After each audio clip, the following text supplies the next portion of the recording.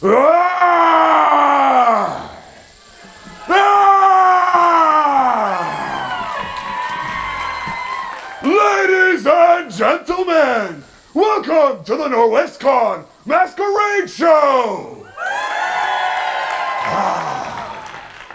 There is so much amazing out here that we can see in the halls of the DoubleTree Inn.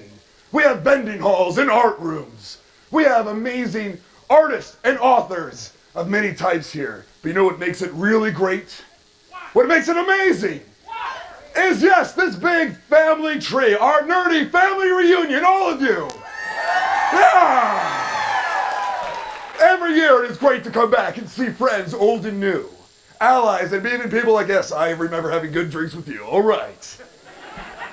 So thank you for being a part of this tradition. Now, this year's theme is to save the world. And as many of you know, I save the world every day by smashing fairies. Yeah. The little tricksters, those annoying little cretins. However, I got a problem because I'm a little too good at what I do. I worked myself out of a job. Yeah, it finally happened. I killed the last fairy. No amount of clapping will bring them back. No, it ain't gonna work. It ain't gonna work. I'm sorry. I know you're all believers, but I killed every last single one. But the good news, however, is that the NWC folks have been really good to me and they gave me another job. I'm now a customer service representative. I will be handling all of your tech problem issues. All right, let's see. But however, the only bad news is that, you know, I'm the new guy, so I'm the low man on the totem pole. I got the weekend shift, so I might have to take a call. Got one. All right. Hello, this is Wotan at NWC. How may I help you? Okay. Oh, what was that? Whoa. No. Listen, we cannot ban her because she wore the same costume as you, all right? Now, I know you're mad. I know how much you spent time and hours into your costume, but seriously, we can't. No, you may not talk to my manager. I am my manager. Have a sci-fi day. What was that? Oh. I work really hard on this hair, okay? I have to roll dirt in this just to get this effect. No one really does appreciate fine art anymore. Say, have any of you seen that Hobbit film? Yeah. I don't know. You see, I'm a little disappointed because I wanted to see a dragon hunt. And it just turned out to be a 3-hour National Lampoon movie. There's a bunch of gruff guys, you know, break into this nerdy guy's house, they get him drunk, they eat all his food, and then they go on a road trip. Not a single dragon dead. I wanted my money back. I don't know. Oh, I got another call. Excuse me, hold on. This is Wotan speaking for NWC support. How can I help you? What? Okay, all right. So you're saying a Klingon and a Dothraki are in a duel, huh? Blades are pulled. People are screaming. Hold on. Is this a wedding? Yeah, you see, yes. Without at least 3 deaths, it's considered a dull affair at a Dothraki wedding if no one dies. Come on now. Okay. Have a sci-fi day. I smell like dung beetles? Dung beetle. Oh, do you know how hard it is to get this effect? Seriously, I save my best stinks for these special events for all you fine folk. Okay, hold on 1 second. Yeah, we got another call, everyone. 1 second. Sorry, I really apologize. Like I said, I'm the low man on the totem pole. I have to take all the bad calls. What? This is Wotan speaking. How can I help you? So you've been banned from all of the party rooms. Well, what did you do? Okay, so you were drinking a lot. I understand. Oh, wait a minute. So, okay, you're quoting movies. That's fine. Whoa! No, we don't do this. No. You see, the slave auction is for pretend. Okay? No, I don't care how much gold fillings are worth on the open market. No, we don't do this. And she better have both of her kidneys back by the end of the show. Some people, I swear. All right, okay, have a fantastical day. Thank you. I am not a brony. I do not like My Little Pony, okay? Who is saying all of these things? Okay, who is this? Which one of you? All right. Who called me a brony? I know you're out here somewhere. Oh, I swear. My Little Pony just plays once in your house, and no one ever lets you forget it. It was research material, I swear. I do not like Applejack and her beautiful mane, or the way that I... No, okay. Actually, I want to give a great shout out to our NorwestCon staff for the registration process. I gotta say, hands up for that. For all the years, yes, this is awesome. Thank you guys for all you've done. And furthermore, if you see a NorwestCon staff, you buy them a drink at Moxie's, all right? Or I will come for you. Uh-oh. Sorry, another call. 1 second. Last one, I swear. Okay. This is Wotan speaking at NorwestCon's customer support. How can I help you? Mm-hmm. Okay. Oh, no. Oh, no. Shoot. 1 second, sir. I need backup. Amy, Davis. Oh, jeez. We've got a code pink. A girl's in the gaming room. Okay, sir. Okay, sir, are you okay? Are you breathing? All right, good. Has anyone broken out into hives? Okay, good, okay. She's sitting down to play Munchkin. This is good. No, it's perfectly fine. No, please do not do this, sir. No, don't hit on her. No, you're gonna scare her away. No, do not tell her about your 20th level paladin. This will not work. Okay, no, what would I do? What would Wotan do? I would throw her over my shoulders, and I would kick down the doors to the gaming room, and I would say, I won the game! And for those of you who have been playing the game, you just lost. I got you all! But you know what? This just isn't really doing it for me, guys. I'm sorry. You see, I really like hunting fairies. And this customer support stuff isn't just for me. Yes, it's money and it's got dental, but still. I like the feeling of hunting a fairy and chasing after them. Hearing the flapping of the wings and the terror and the cries and the smashing. I can't do this. I actually miss the fairies a little bit. They're still there. Uh-oh, did I just do myself? No, I thought I killed all of you. No, you're back? Yes, well, they clapped for us. Oh, no. No, I smashed all of you. Tell you. Get the rope. Oh, no, you bad little fairies. No, wait, it's back on. No, it's not. Oh, I hate fairies. Help me. Someone, I need an adult. Here I am. All right, ladies.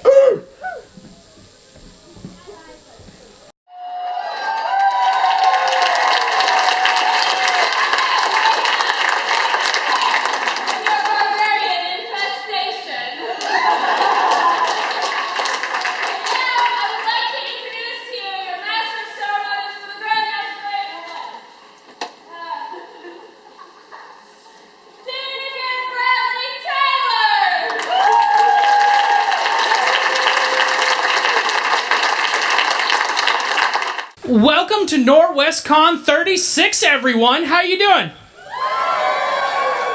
I don't know, that was kind of lackluster. I think we could do better. This is NorwestCon 36. How are you doing? There we go. All right, I'm Stephen Bradley Taylor, and I'm going to be walking us through this fantastic evening. We have dozens of contestants with some truly amazing costumes. So let's keep the energy up. Let's give them lots of support and great applause. A couple details before we dive in there. First off, I want to thank our neighborhood barbarian for all of his great intro. That was fantastic. Pretty smart dude. I found out in a discussion he's a very street smart man. It means he's smart enough to know what street he lives on. And speaking of people involved in this, our judges, and I need a ninja. Ninja! Oh, thank you. Catch.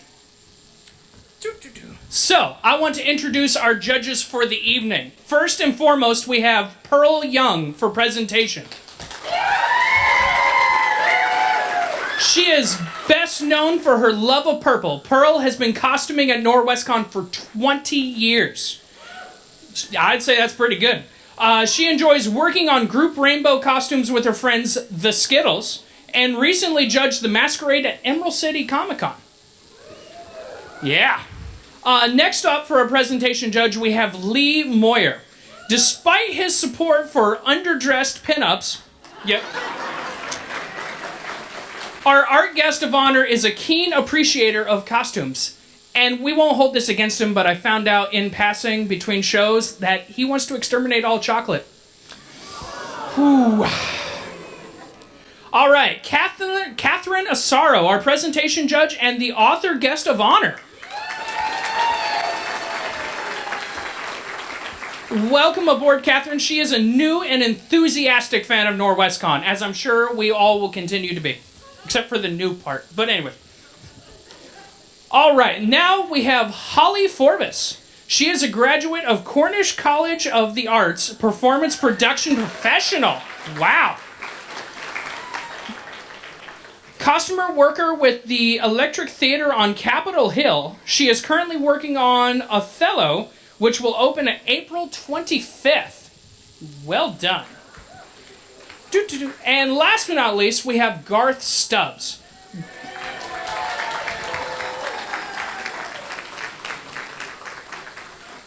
Garth was trained as an art teacher at the University of Washington and taught for many years.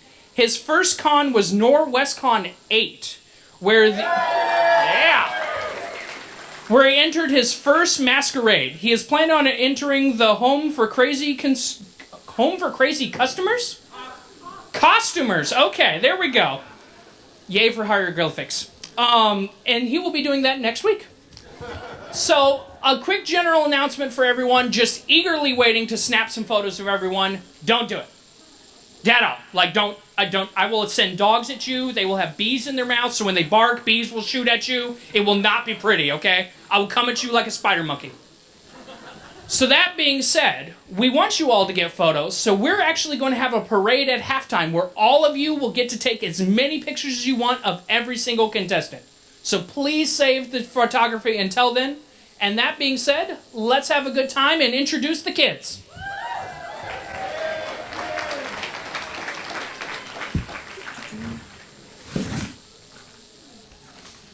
All right. For our child performers, first up will be Lane Miller, age 5, as Darth Vader.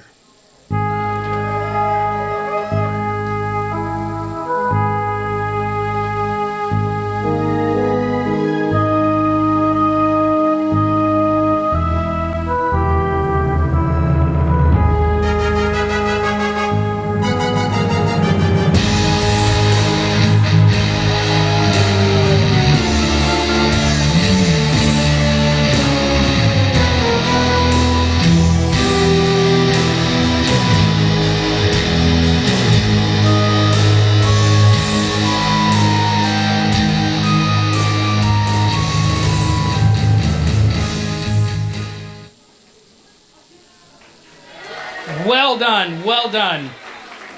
Continuing in the children's category, we have Ava, age 11, as Glinda, the Good Witch.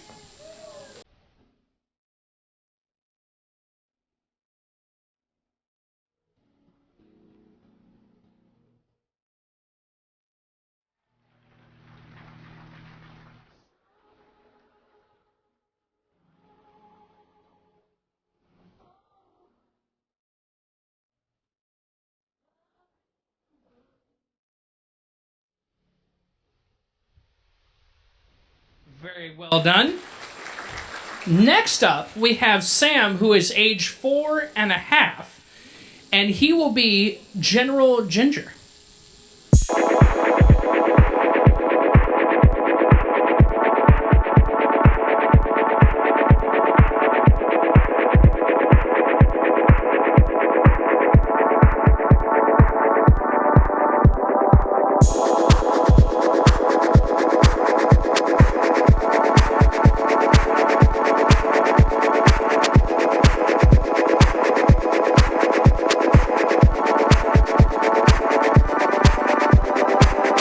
Continuing the children's section, we have Alita Quinn, age 11, as Rapunzel.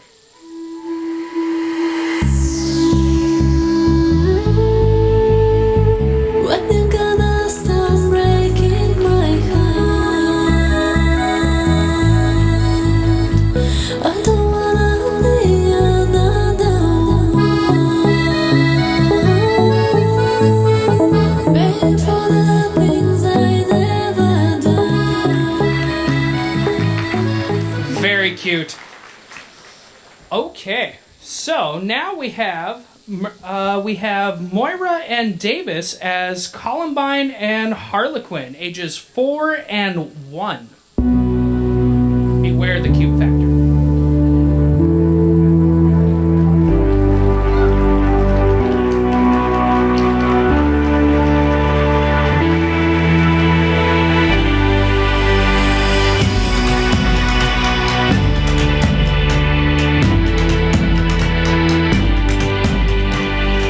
Very well. I like it.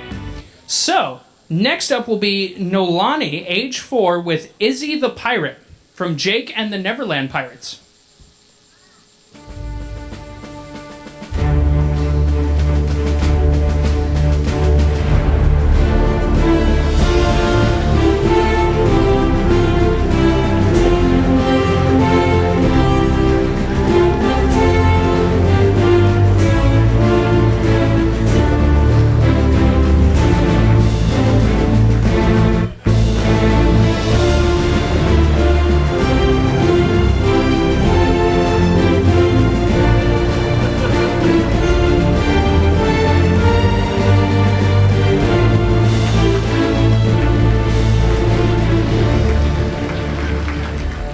For those who cannot handle dangerous levels of cuteness, you might want to step out. Continuing the cute factor, we have Kiana, age 6, as Merida. Merida, I stand correct.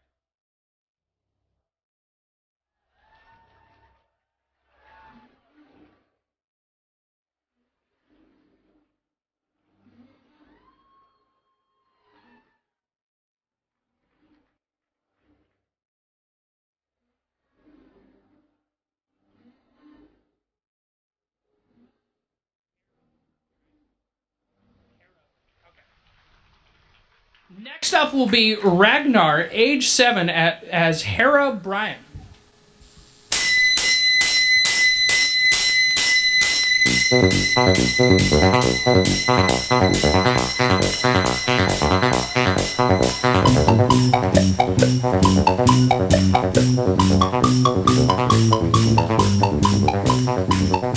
Very nice. Can we get a round of applause for all the kids involved? Very well done.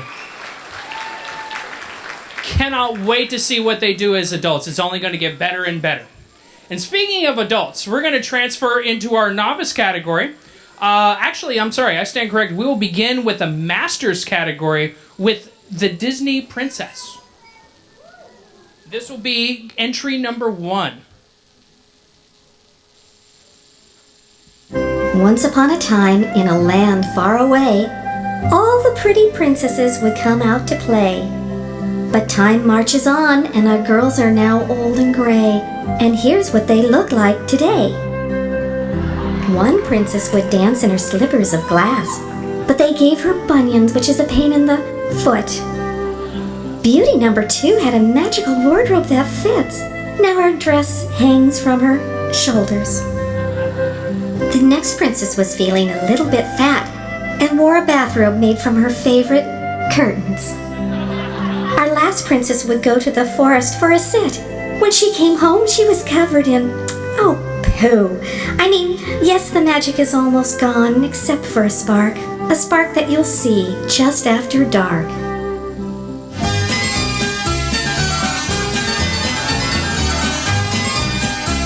Very nice. Our Disney Princess Retirement Home consists of Janet Burkowski, Lisa Sutherland, Julie Zetterberg, and Orchid Cavett, with a special thanks to Eric Prill for the audio. Ladies and gentlemen of Norwescon, for your distinct viewing pleasure, we present, for a limited engagement, one of the legendary Eyes of Bast, the Egyptian goddess of cats.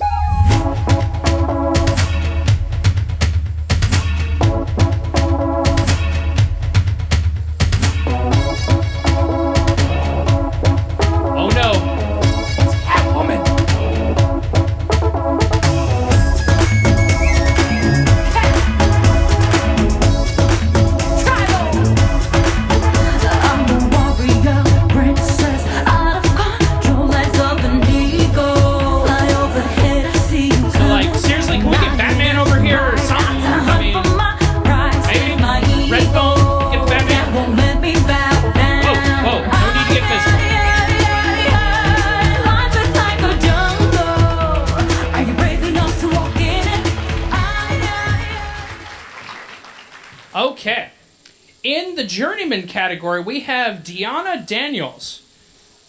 Welcome to the Miss Universe pageant. Here comes the lovely Miss Saturn with her entry entitled Music of the Spheres. I got love on my lips, a man on my hips, give me tighter in my dairy on jeans. Acting up, drinking my cup, I can care less what you think. I need no permission, did I mention? Don't pay him any attention. Cause you had your turn, and now you're gonna learn what it really feels like to miss me. Cause if you like it, then you should've put a ring on it. If you like it, then you should've put a ring on it. Don't be mad what you see, that fear on it. If you like it, then you should've put a ring on it.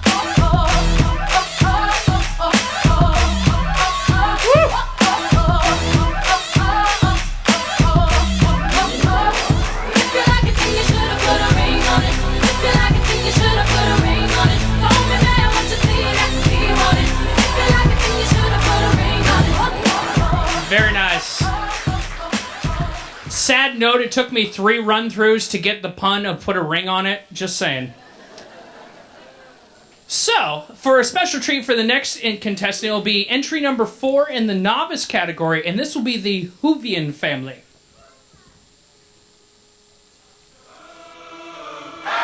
Doctor Who, Doctor Who, hey, the TARDIS, Doctor Who, hey, Doctor Who, Doctor Who, Doctor Who, Doctor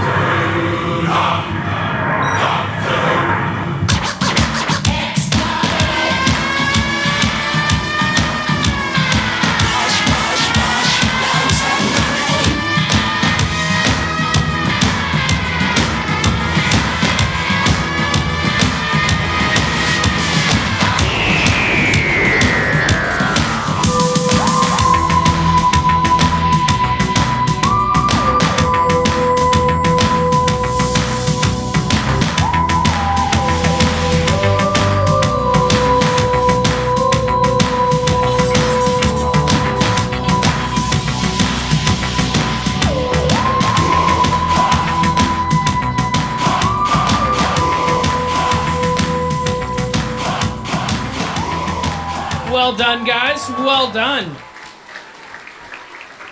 This is how you know a family's being raised right. Okay, continuing on to the novice category, we have entry number 5 by Stella Dalmatian. A beautiful genie, cursed upon her freedom to spend the rest of eternity as a Dalmatian, has finally come to terms with her fate and embarks upon it. Who let the dogs out? Who let the dogs out? Who let the dogs out? Who let the dogs out? Woo! Do we not have a great soundtrack this year? I mean, I tell you what. Okay, so next up will be entry number 6 in the Masters category. We can't let revolution end before it has a chance to start. We have come here through time and space. We have come from beyond the West. We have come through the looking glass. We will save the world. We will save the cheerleader. The spice will flow. We bring the red pill. Keeping up financial gains will be treated as a mental illness. Your leaders will only get time off for good behavior. Reality TV will now be abolished. 8 more seasons of Firefly will replace it.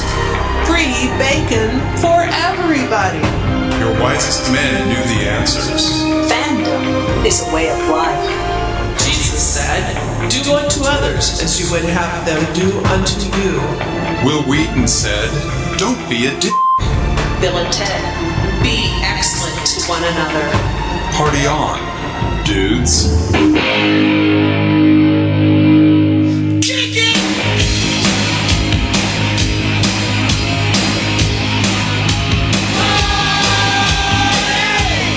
Here to save the world, one party at a time. Costumes by Anita Taylor, David Tackett, Jonathan Brill, and Melissa Quinn. Inspired by anime, J-rock, Final Fantasy, elves, high fantasy kiss, and my favorite, the 80s.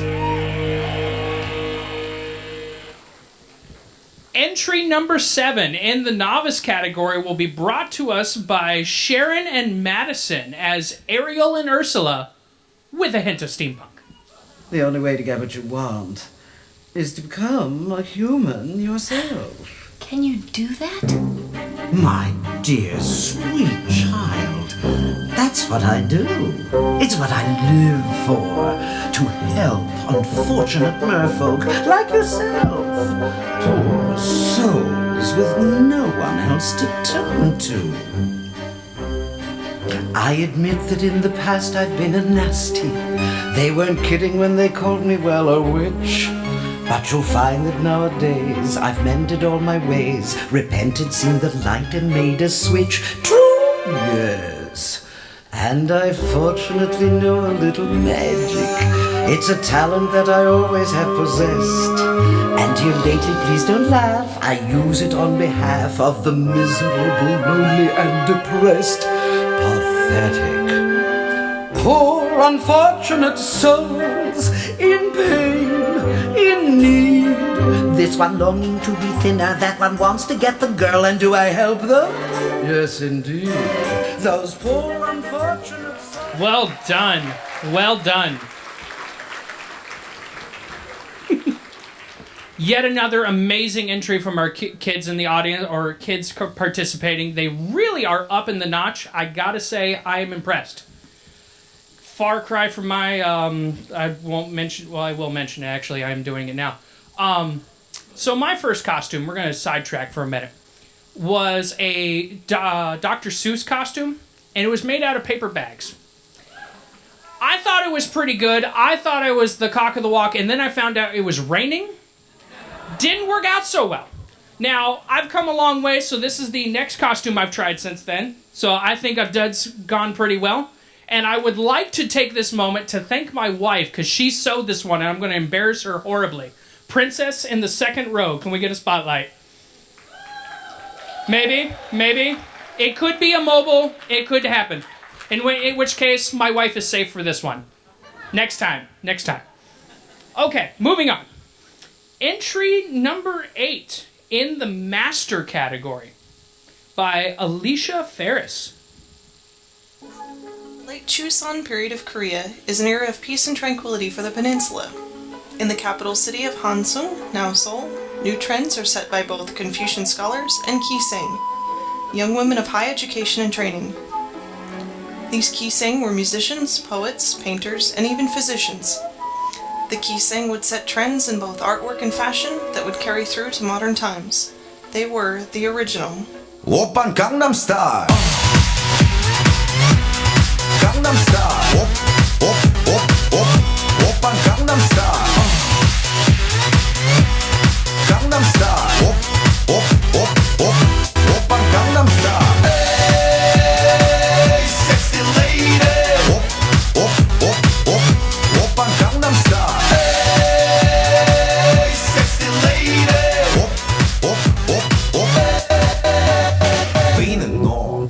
Well done. That was the original Gangnam Style. And a little public service announcement for you, for all the English-speaking Americans out there. It is not Gangnam Style, it is Gangnam Style. Just felt I needed to do that. Now I can sleep at night. Going into entry number 9, we have the Masters category, Me and Mr. Nobody. I am here and there. How can you have missed the convention? Now the party goes on. You've heard of NSYNC, you've heard of Britney Spears, but I can do the same. For you, now, I and Mr. Nobody, the future is now.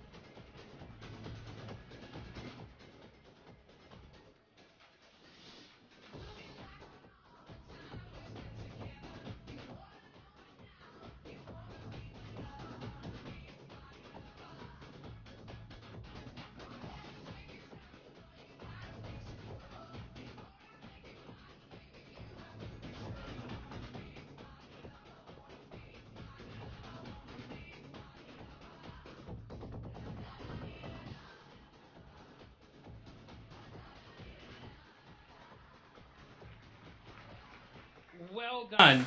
Now, based on our last contestant, I've had this thing going backstage with the crew, and I'm proposing we have an offshoot of Game of Thrones called Game of Stools, in which case all the characters are Muppets. So, what do you guys think? Is that a good idea? All right.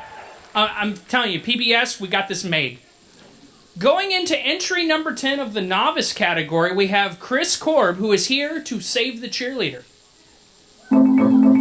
チューリードルを模造しました。世界を救います。Save the cheerleader, save the world.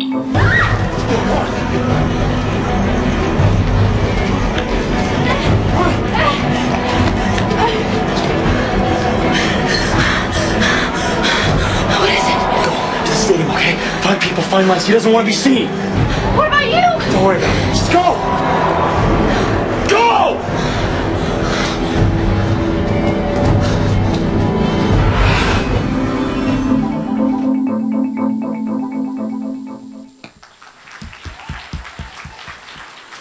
Excellent, excellent.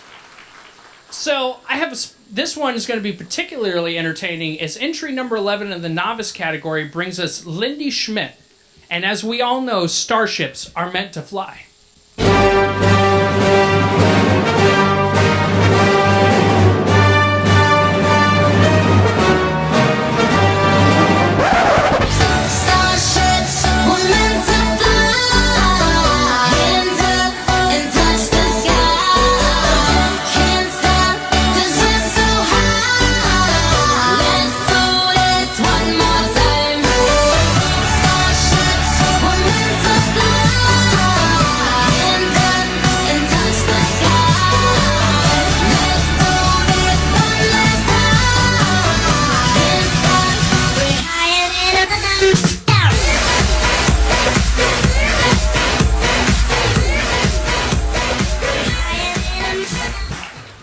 As promised, is this not a great soundtrack? So, I'm thinking next time around, maybe some bluegrass, maybe we can get some line dancing in there. What do you guys think? Boo hiss? Boo. Well, the judges have spoken, so bluegrass is out. Sorry, all you fans. Maybe we can redeem things with entry number 12 in the novice category. This one will be entitled, Who Do You Save the World From? In days gone by, ultimate domination was the norm. Who does the universe turn to from salvation? Who will save the sentient races from the abyss? Who will save the universe from?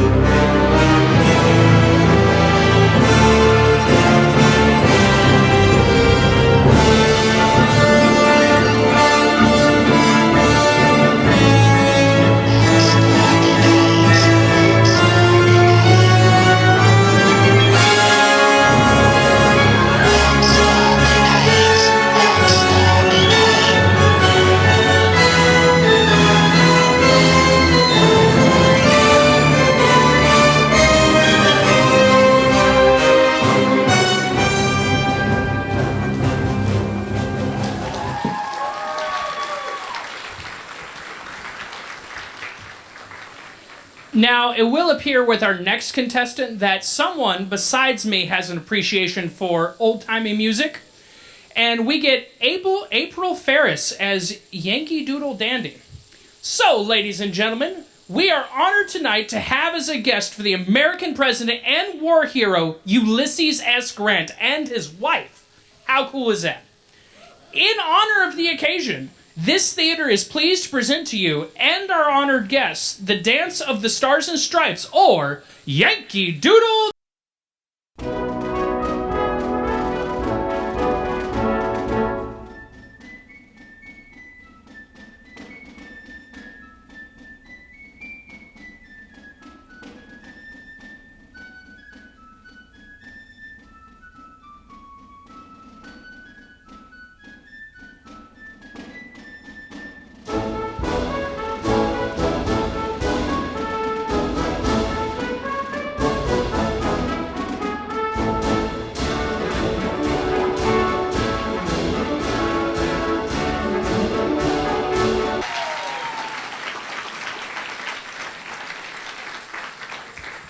All right. Well done. Now, going into entry number 14, this will be the novice category. And once more, I must warn everyone in the audience that is affected by dangerous levels of cuteness, this is going to be bad. This will be brought to us by Leslie Tristan Scarlett Fuller. And it's entitled Don't Blink.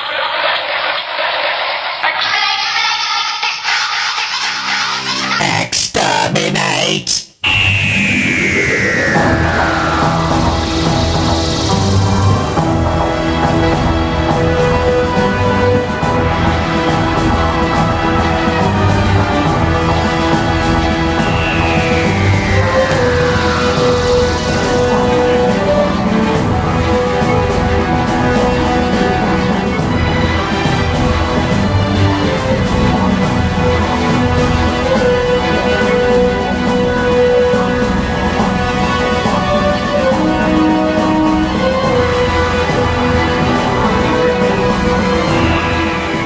The angels are coming for you, but listen, your life could depend on this. Don't blink. Don't even blink. Blink and you're dead. They are fast, faster than you could believe. Don't turn your back. Don't look away, and don't blink. Good luck.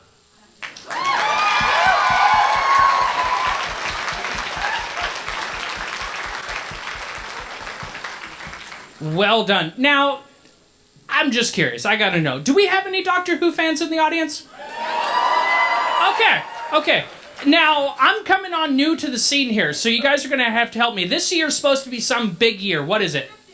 50? The 50th anniversary. Now, I have been told that this is the longest running sci-fi show in history. History! It even beat out Star Trek. It blew my mind. And on the subject of fandom, because I got the mic and I get to talk, I have to disagree with a resident barbarian on one detail. Is anyone besides me a brony? Anyone? I got like 3. Okay, I'll take it. 3. Because entry number 15 and I, we're like this. We got this. And in the novice category, we get Brianna Garnes Lancaster. Braces, you gotta work with me. As Pinkie Pie. When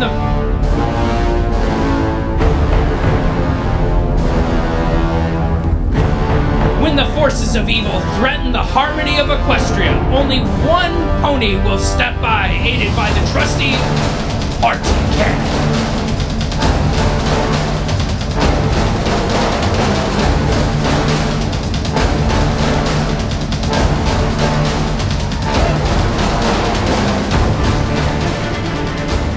Very nice. I don't care what you say, great show. You can all deal with it. Speaking of great things underappreciated at times, do we have any miniature wargamers in the audience? Yeah, again, like 5? Really? 5 people, and they're all right there. Are you guys playing in this dark light? Is that what's going on? There we go. Oh, the rest upstairs actually gaming. Go figure. I'm guessing based on that, there's a disproportionate amount of women in the room. You can all come at me later. It's okay. So, I mentioned that because I'm going to give a little background for the gentleman about to come out here. He is a member of the Vostroyan First and Only. So they come from a planet in which case all the members of their army are given their gear from their parents. Their induction rate into the military and their birth rate are identical. Pretty hardcore dudes. So that being said, I want to give Curtis Bender an introduction as the Vostroyan General, entry number 16 in the novice category.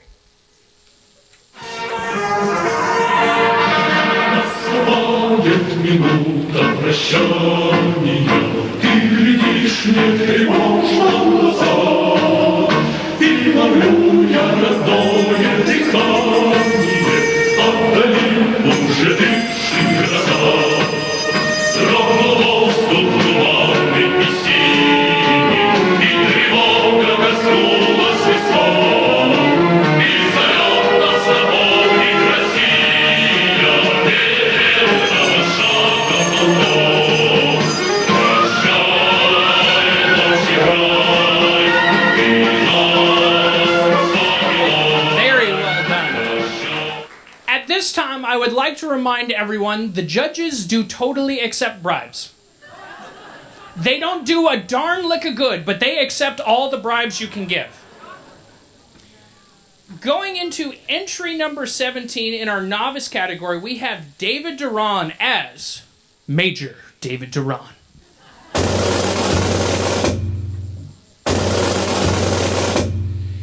This is the frontline commander of the 3rd Mechanized Cavalry. Major Duran is a charismatic icon on the field of battle, inspiring fellow troops and intimidating hostile forces. At ease. At ease.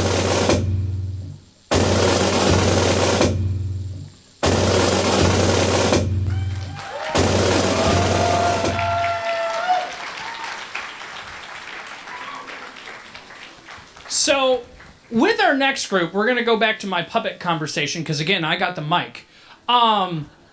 This is going to be based on Game of Thrones. I seriously think we could follow up on this PBS Muppet idea. We go with a PG version of Game of Thrones, we get the kids hooked at an early age, and we got gamers for life. Like, I think there's a lot of potential. You know, you get them when they're young, and the possibilities are endless. And that being said, I think we should spearhead it with this crew. Entry number 18, the Journeymen and the Calgary Costume Guild.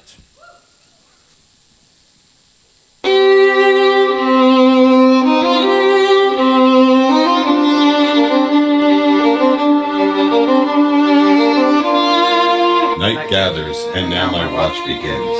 It shall not end until my death. I shall take no wife, hold no lands, father no children. I shall wear no crowns and win no glory. I shall live and die at my post. I am the sword in the darkness. I am the watcher on the walls. I pledge my life and honor to the Night's Watch, for this night and all nights to come.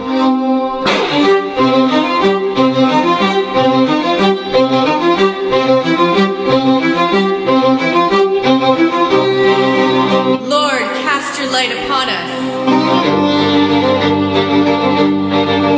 For the night is dark and full of terrors.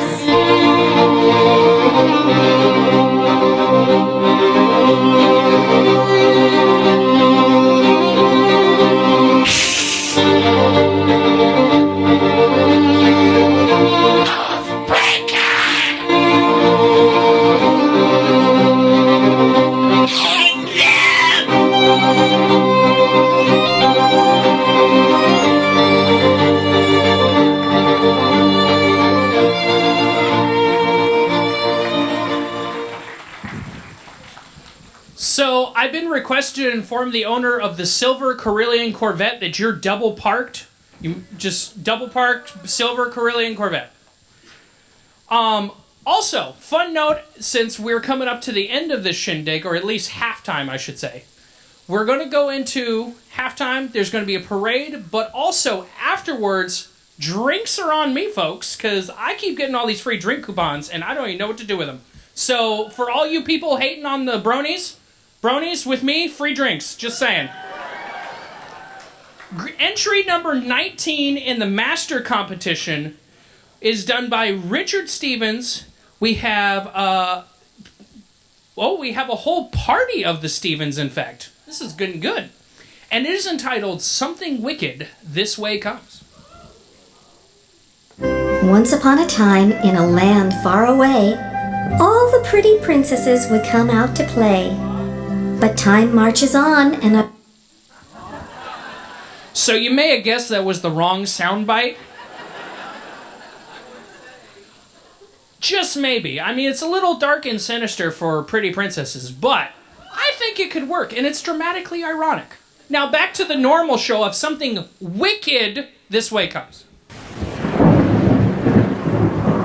When shall we three meet again? In thunder, lightning, or in rain? When the hurly-burly is done, when the battle's lost and won. That'll be ere set the sun. Where's the place? Upon the heath. There to meet with Macbeth. the weird sisters, hand in hand, hostess of the sea and land, thus do go about, thrice to thine and thrice to mine, and thrice again to make up 9. Peace, the charms wound up.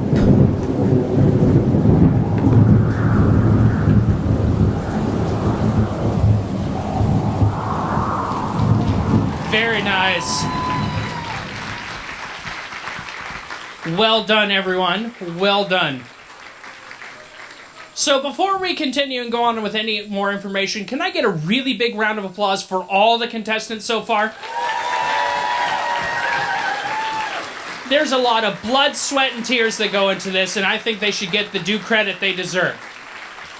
So we're going to go into halftime, and there's going to be a few things going on for your viewing entertainment beyond the photos, which I know you're chomping at the bit for. So first we're going to go into the Beyond Reality costumers presenting the Parade of Hall Costumes.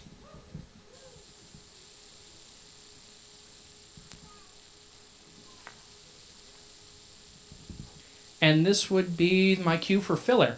So, I'm going to tell you a story about my cane. Because I can, and again, I got the mic. I love this job. So, this is Honduran rainwood. It's made out of a La Ceiba tree. I picked this up in Honduras on a trip to go visit a school down there, and discovered that I couldn't get it back through customs because of their strict penalties. They stole my chopsticks on my way there. These people are really anal retentive, okay? It's bad. So I couldn't fit it in the suitcase, and I decided to ham it up and decide that I need a cane and try and play it through customs, which is fairly impressive for a 19-year-old.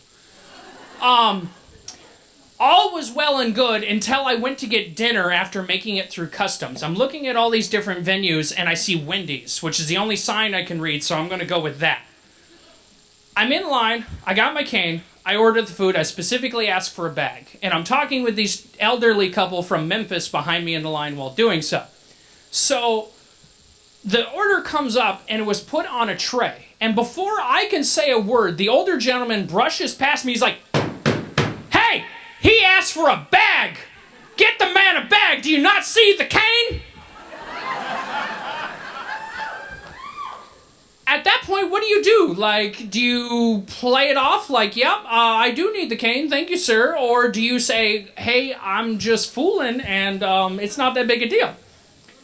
I opted to keep the cane and not cause issues with customs and played it off. So at that point, I'm now in the debate of how much do I ham up needing the cane?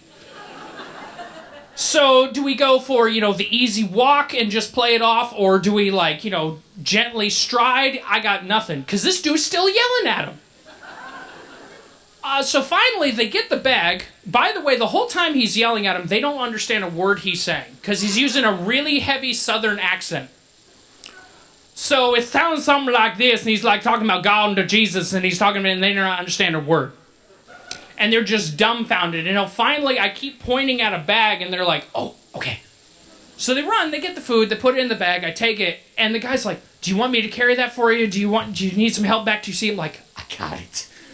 I'm fighting really hard for composure, and security starting to eyeball me. So, needless to say, I've gone through a lot for this puppy, and I'm very happy to have it. And now you all know.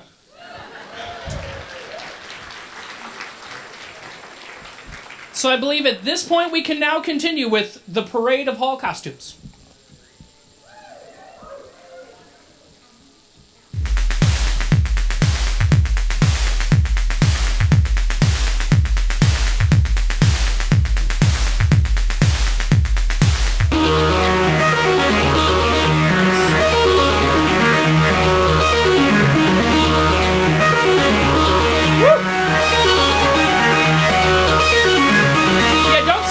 Applause, folks.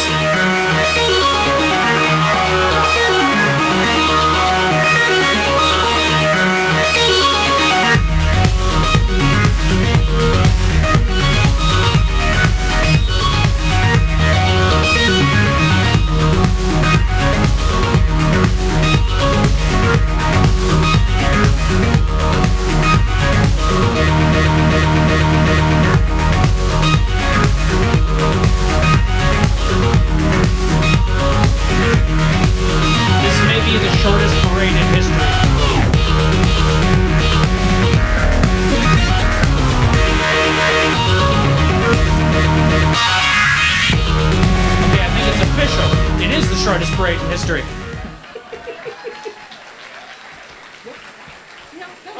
Okay. So, now I will give you a moment to calmly, remember the attack dogs with the bees, grab your cameras and get ready for your photo ops, because we are going to have all of our contestants come out and strut their stuff and give you a chance to get all those priceless photos. House lights up, if you please.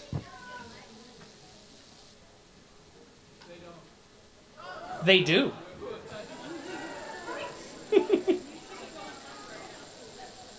I can see.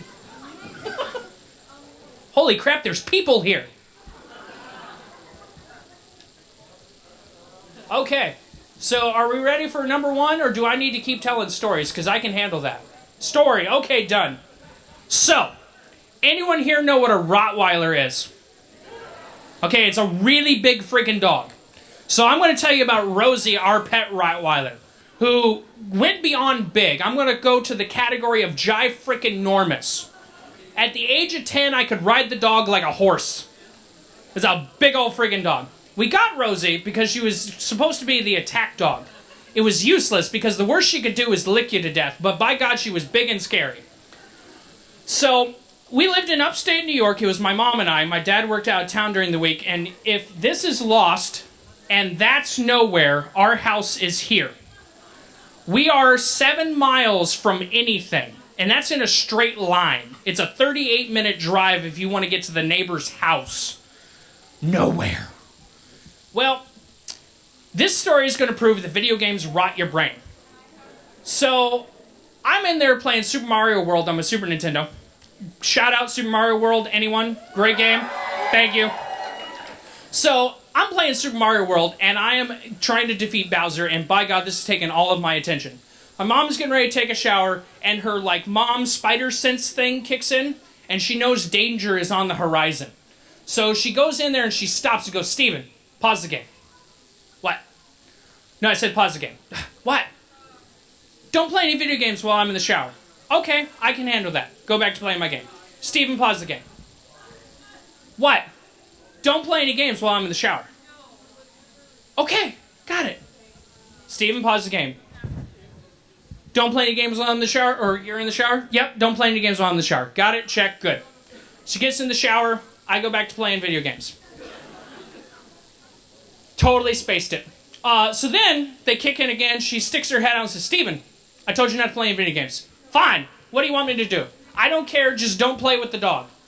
What? Don't play with the dog? Don't play with the dog. But, don't play with the dog. You're going to take my video games and then tell me not to play with the dog. I'm going to take away your video games and then tell you not to play with the dog. Fine. I'll sit here on the couch and stare at the wall. Would that make you happy? Yes. Yes, it will. Okay. So she gets in the shower. I go back to playing video games. Dog comes up with the bone, wants to play. I have completely forgotten the entire course of dialogue and proceed to play fetch with the dog.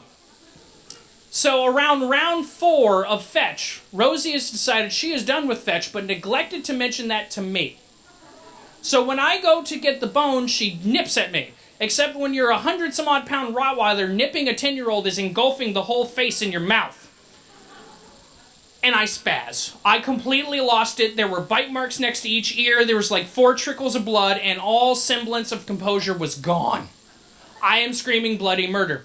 So my mom, doing the whole mummy towel wrap thing at that point, comes out of the bathroom, sees me bleeding, sees the dog, and enters a berserker frenzy. This red haze creeps over her eyes, and she grabs the nearest broom, holding it like a samurai warrior, and proceeds to lay into that dog. The dog outweighs her by about 40 pounds, and she is beating the crap out of it. They are doing loops around the house, and it's particularly amusing when they hit the linoleum because the dog has no traction. It's just and crashing into things. Meanwhile, my mom's screaming obscenities and beating her with the broom. Around lap 5, the towel gets lost. So she's now naked beating the dog with the broom and running around the house screaming obscenities. I have forgotten why I was crying because this is the funniest thing I've ever seen in my life. They make it outside. Now, I mentioned the directions to our house not so you understood why we had Rosie, but so you will fully appreciate the statistical anomaly of what's about to happen. The one car of the week happens to drive up the road as they get there. So they're doing circles in the road, my mom with nothing but a towel around her head, screaming obscenities like a sailor, beating the dog with the bent broom, and the dog running for its life. And this dude at the wheel just going... What? He's sitting there trying to figure out, who do you help in this situation? Do you help the dog and go animal rights, or do you help the woman because she's crazy and probably break your face? Yeah, that too, and naked. You know, that tends to complicate matters. So I start laughing hysterically, and this draws her out of the berserker frenzy.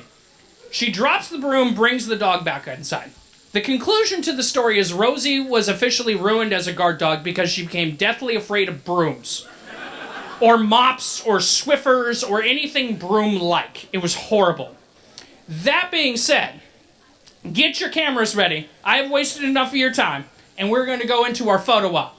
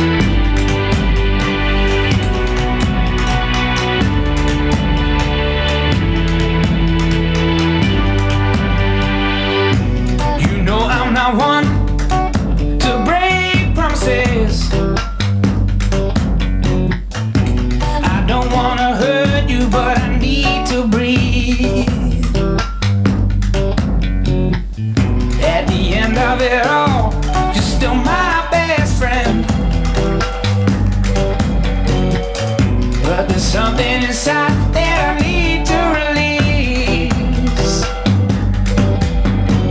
Which way is right? Which way is wrong? How do I say that I need to move on?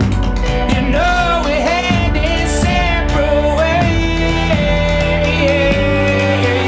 and it feels like I am just too close to love you. There's nothing I can really say. I can't lie no more. I can't lie no more. Got to be true to myself. And it feels like I am just too close to love you. So I'll be on my way.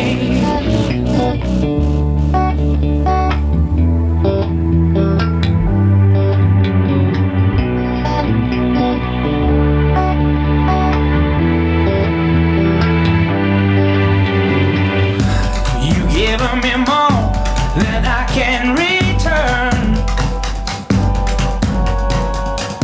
Yet there's oh so much that you deserve. There's nothing to say, nothing to do.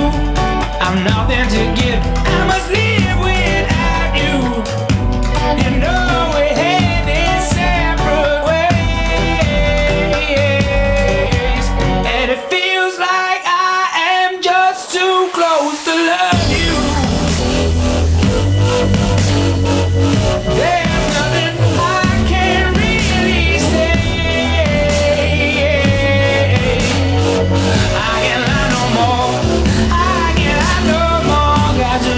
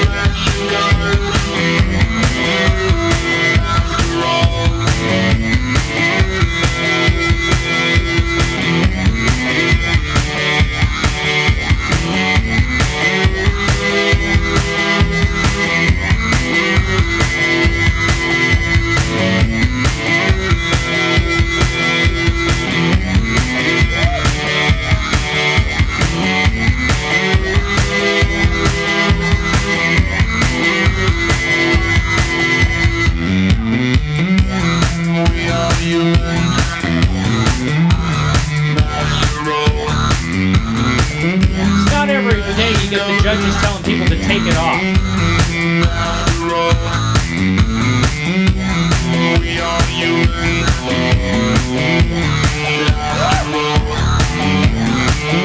Nothing like men in uniform. Oh, oh, oh.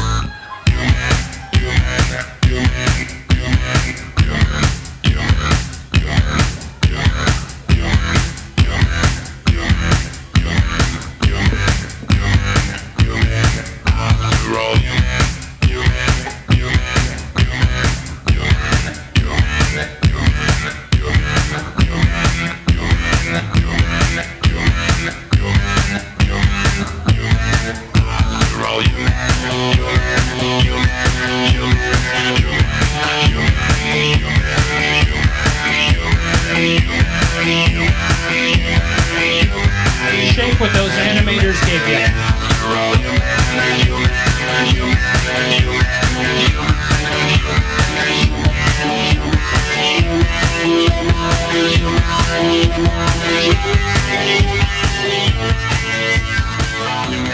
All right, one final round of applause for all of our contestants.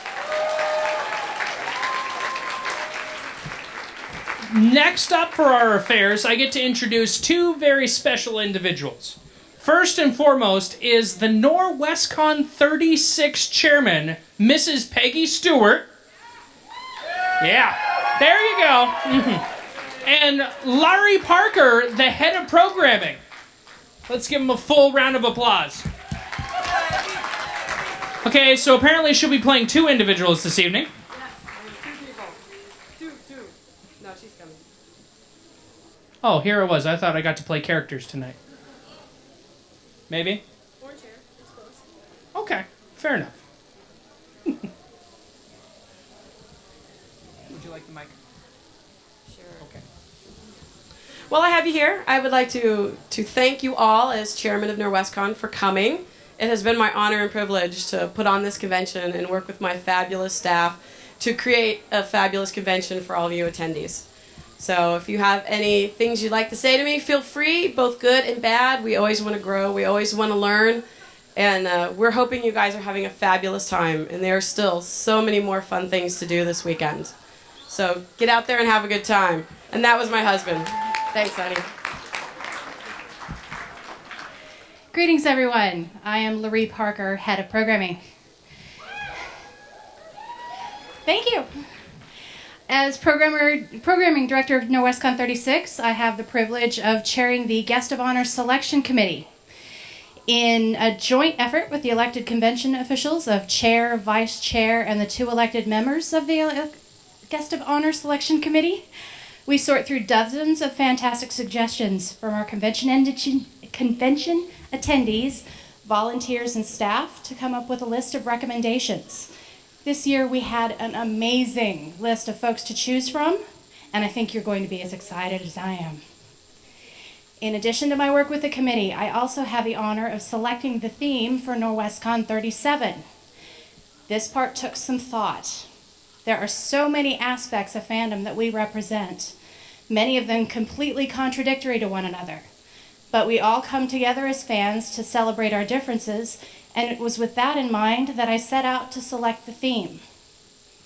The theme for NorwestCon 37 is elegance and entropy.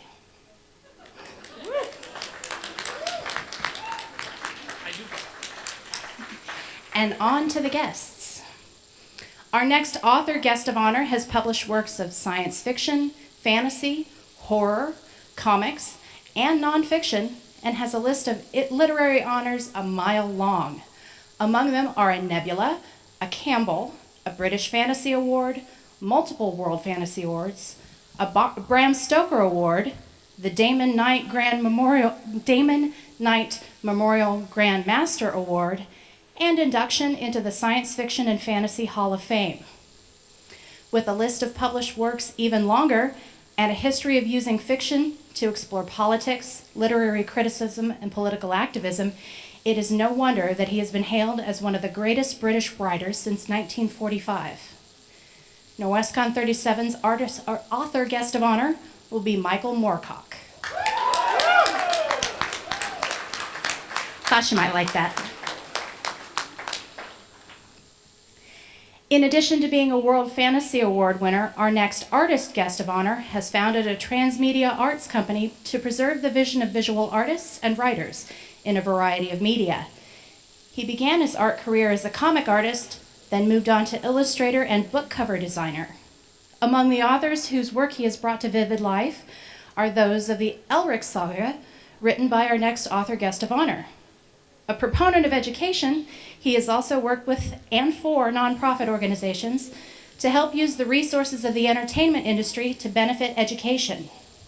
NorwestCon 37's artist guest of honor will be Robert Gould.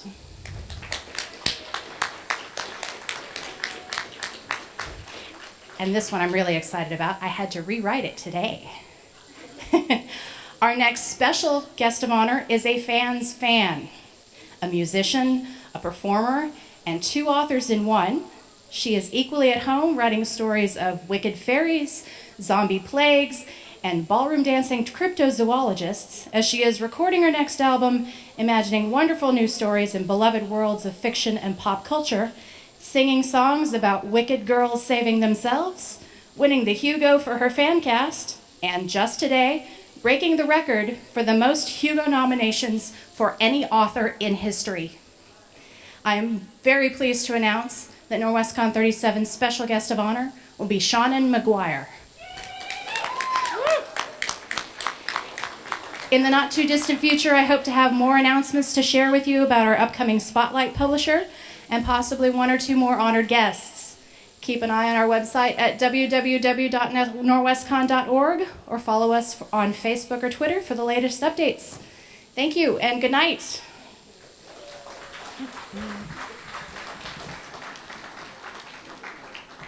Now, I know you all aren't going to run off before you know who won the awards, right? Right? Okay, there we go. Couldn't hear anything. I'm blinded by the light. So, before we announce the winners of the competition for the general categories, there's a very special award to be given out. Beyond Reality Costumers Guild would like to present the Trixie Award.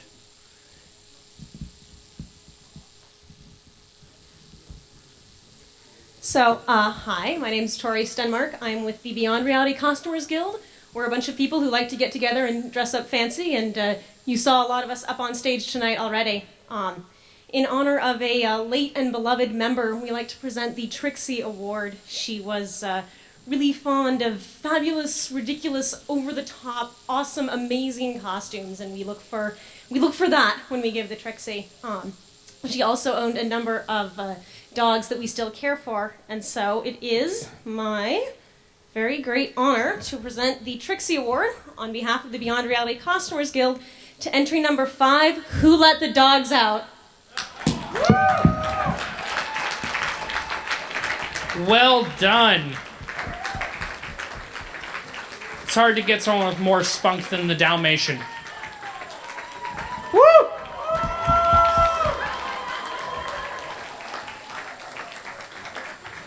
Does it come with a milk bone? No? Okay. We can dream. Well done. Well done. One final round of applause. First and foremost, I'd like to have our judges come on stage so we can thank them. Judges, please. Come on up. Yes, all of you. Yay! Thank you very much. Go ahead.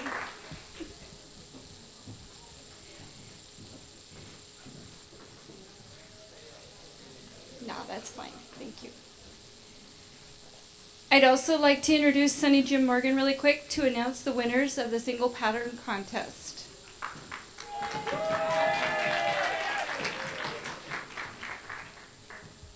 Hi. So, we have this great contest every year. It's called the Single Pattern Contest. It's open to everyone. We post a pattern on the website, usually around December or so. And then everyone who wants to enter can interpret that pattern however they like. This year, because we're saving the world, we did a reusable shopping bag, grocery shopping bag. And I'm thrilled to announce that the winner of Best Use of Recycled or Repurposed Materials was Janice Mears with the Bag of Devouring.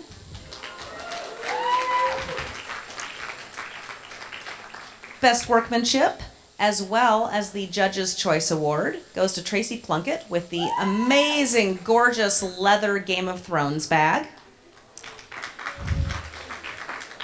And our fan favorite today goes to MJ Parker with the Alice in Wonderland bag. Now, all three of these, as well as a bunch of the other entries, are in the display cases out in the hallway by the art between here and the art show. And I really hope you all take a moment to take a really good look at them because they are beautiful works of art. Thank you so much. All right, at this time I'd like to invite all of our novices on stage, please.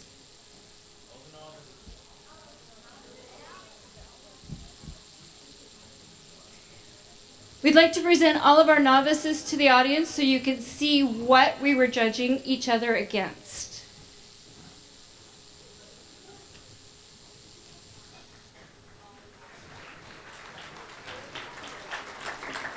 Aren't they great?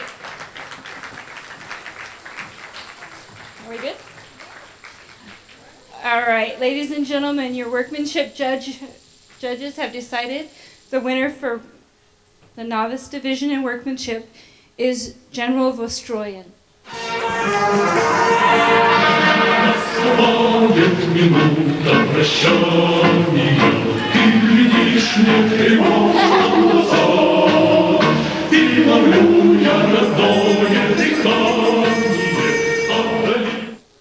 Our novice winner for presentation this year is entry number 14, Don't Blink.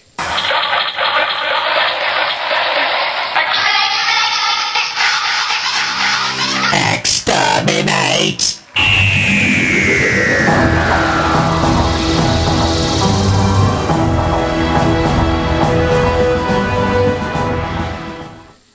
And best in class is entry number 16, Vostroyan General.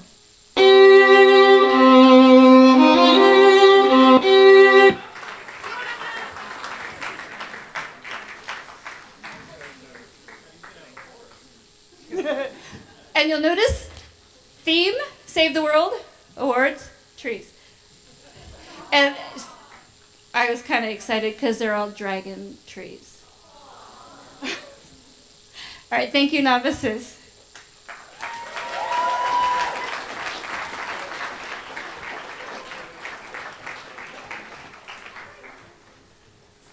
Journey.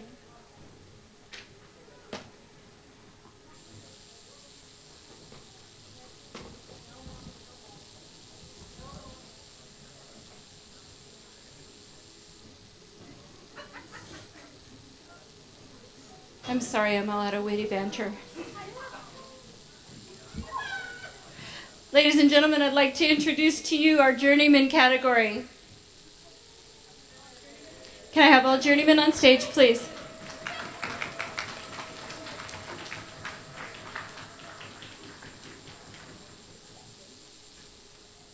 All right, this is going to be easy.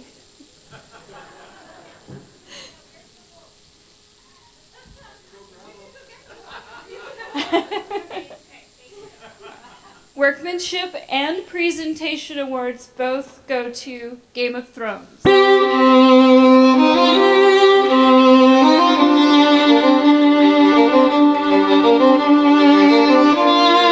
Night gathers, and now my watch begins. It shall not end until my death. I shall take no wife, hold no... And Best in Class Journeyman, entry number 3, Music of the Spheres. On my lips, a man on my hips, get me tighter than my dairy on jeans. Acting up, drinking my cup, I can care less what you think. I need my journeyman. Did I mention? Thank you very much.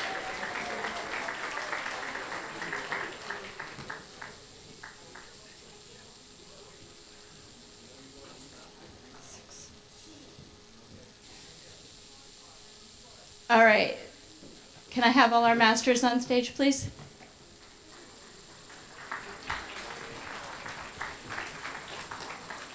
These people work so hard. Please show them appreciation.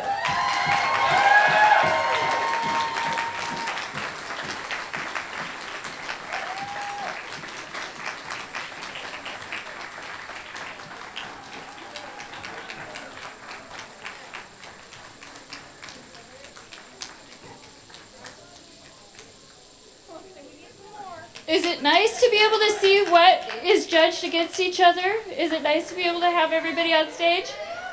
All right. Is everybody up now? I think so. Okay.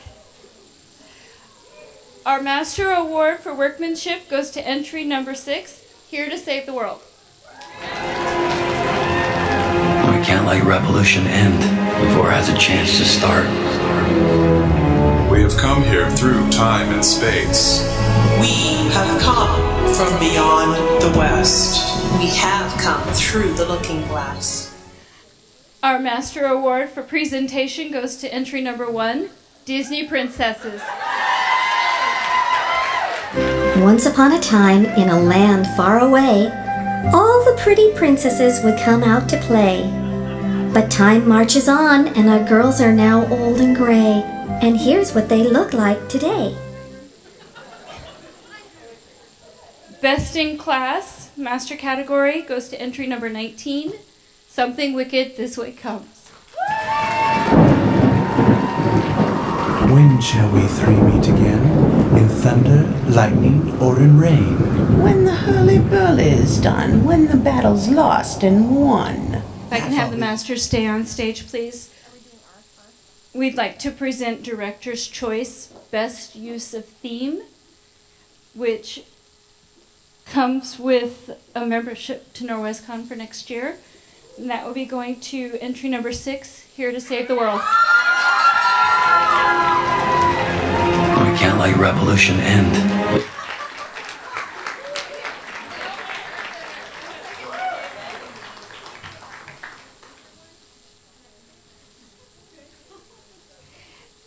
And finally, the one you've all been waiting for, Best in Show.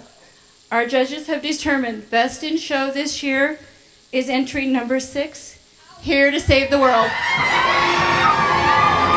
can't let revolution end before it has a chance to start. We have come here through time and space. We have come from beyond the West. We have come through the looking glass. We will save the world. We will save the cheerleader. The spice will flow. We bring the red pill. Keeping up financial gains will be treated as a mental illness. Your leaders will only get time off for good behavior. Reality TV will now be abolished. Oh yes, happy birthday! Huh? You gotta say Dave's birthday. It's Dave's birthday today, so. Thank you, Masters. We very much appreciate all of your hard work. I will. I'd like to thank all of our volunteers. I'd love to thank my wonderful ninjas, my stage manager, my front house manager, our judges especially. Thank you very much. I hope you enjoyed this evening's show. Oh, and my MC.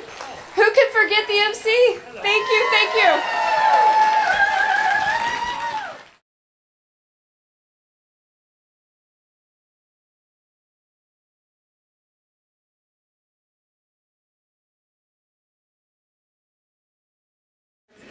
Welcome, ladies and gentlemen, to the 28th year of the Philip K. Dick Award, right here at, I almost said KBC. I did that for Adrian over there.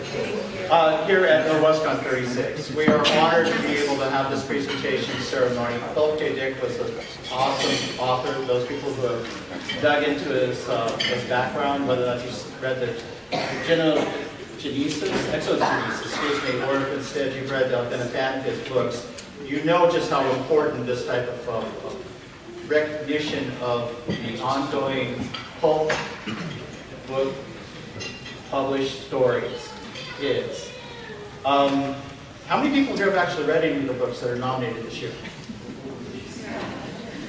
Every year, more hands go up. I highly recommend that if you have not already, this is a listing. The nominees are the cutting edge of science fiction in the world. And we have gone to the point that we are starting to recognize people from as far away as England, Japan, Iceland this year. So we introduced actually a whole bunch of extra reading that you wouldn't normally do. I'd like to introduce right now our chair. She's looking at me. Peggy Stewart.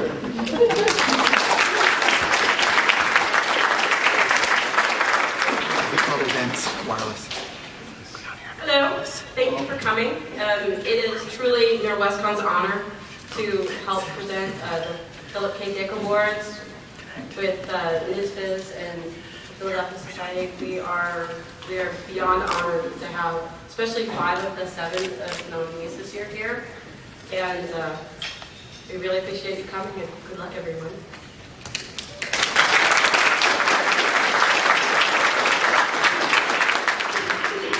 And the chairperson from the Northwest Science Fiction Society, I'd like to introduce Peggy LaRoe. Peggy.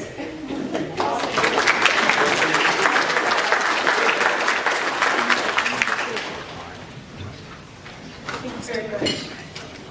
As William said, I am the chair of the Northwest Science Fiction Society, NSFIS for short, and I am delighted to be here and be one of the people that is helping to sponsor this award, along with NWCon and the Philadelphia Science Society and the PK Dick Trust. NSFIS is under the umbrella of the Science Fiction Northwest and is a sister organization to NWCon, which is also under Science Fiction Northwest. NSFIS is honored sponsors. And NSFIS is the social arm of Science Fiction Northwest. We have 2 standing monthly events, the Potluck Social and the My Favorite Restaurant outings. Both events are involved food and fun. Lots of food, lots of fun. In addition, we do other occasional outings like trips to house, bookstore, tours of the local museums, day cruises around the Sound, things like that. So we're a place for fandom to come between conventions and to discuss the latest books, games, movies, television shows, and the sci-fi genre. We're here to give you a place to relax and enjoy being a fan. If you have any questions about our organization, we are located in a table across from registration, conveniently located where you've all been, so we'll be happy to come talk to you. And I would like to take this opportunity to congratulate all the nominees for the PK Dick Awards this year. I truly enjoyed reading your stories this year, and good luck to all of you now and in the future. Thank you very much.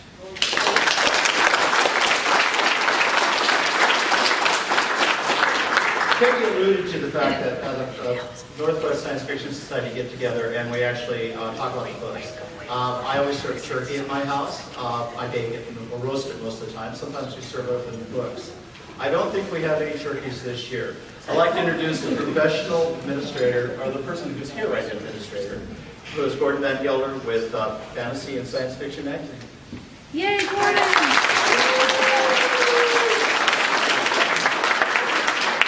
Of course, I'm here as one of the administrators of the Phil Dick Award. My co-administrators are Pat Labruto and John Silversack. And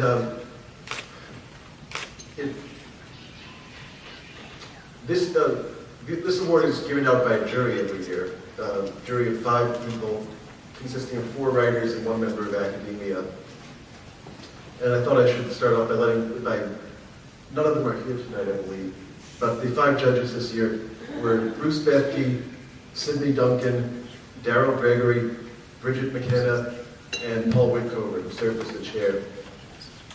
And to give you a little bit of how the award process goes, basically they spend all year rounding up eligible titles and reading them and then arguing about them.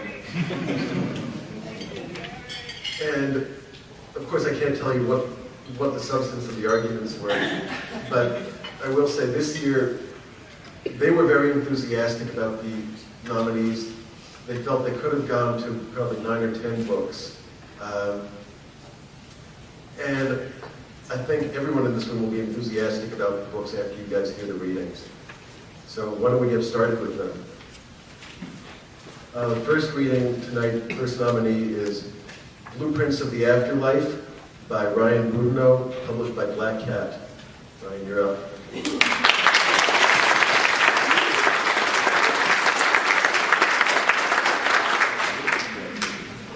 Thank you so much. This is, I've never seen a more... So I'm going to read a little bit of an explanation of how the apocalypse came down. Basically, it was a sentient glacier that came out of Alaska and started to destroy various cities in Canada. But the American press didn't really pay attention to it because, who follows the Canadian news. So I'm just going to jump in. Some of this might not make sense, but here's a case. Here in the southeast portion of what was then the state of Alaska, the Malaspina Glacier appeared to be reversing a decades-long process of melting. At one time, the glacier was 40 miles across, 28 miles long, and some 600 meters thick, with an area of 1,500 square miles. During the early fuss, while other glaciers melted, it appeared to grow by 0.3% daily during its peak growth. This caught the attention of the Climate Crisis Control Center, or C4, who initially viewed it as an opportunity to establish a polar bear refuge. As you know, the retreat of Arctic sea ice led to alarming polar bear drownings and cannibalism. The C4, who fed rescued polar bears with airdropped loads of fish compacted into frozen bales, studied the air currents around the glacier and the geology of the region, but nothing could explain why it continued to grow. By all measures, it should have been melting. Soon it grew to subsume a small nearby village, which was heralded as a promising sign. If it were to melt, you see, Malaspina alone would have contributed half an inch to the level of rising seawater. Various climatologists, including Dr. Stephen McDonough Hughes at the University of Alaska Anchorage, and Drs. Fran and Regina Kroll of Oxford's Climate Response Committee, believe that the secret to reversing this warming trend may have been contained within or around Malaspina. It seemed that the growing glacier in southeast Alaska might be cause for hope and optimism about the future of the climate. Then on April 14th of Fuss 17, the glacier began to move with its polar bears, breaking free of the mainland and slipping into the ocean. It appeared to be making a beeline for Anchorage, provoking a mass exodus, with Anchorage residents fleeing for other parts of Alaska and Canada. The glacier destroyed city blocks, following a somewhat counterintuitive trajectory. Rather than remaining at sea level, it managed to defy physics and climb to higher elevations. When the airdrops of frozen blocks of fish stopped, some of the polar bears started climbing off the ice to feed on the animal carcasses left in the glacier's wake. After eradicating Anchorage, Malaspina moved on to various population centers of Canada. Reducing Prince Rupert and Whitehorse to mud, it continued on a more or less straight path to Edmonton. By now, sympathy for the plight of the polar bears had largely disappeared from public discourse. Instead of beautiful mammals deserving of our preservation efforts, they came to be known as a marauding horde of beasts, serving a climactic anomaly that was laying waste to Canada.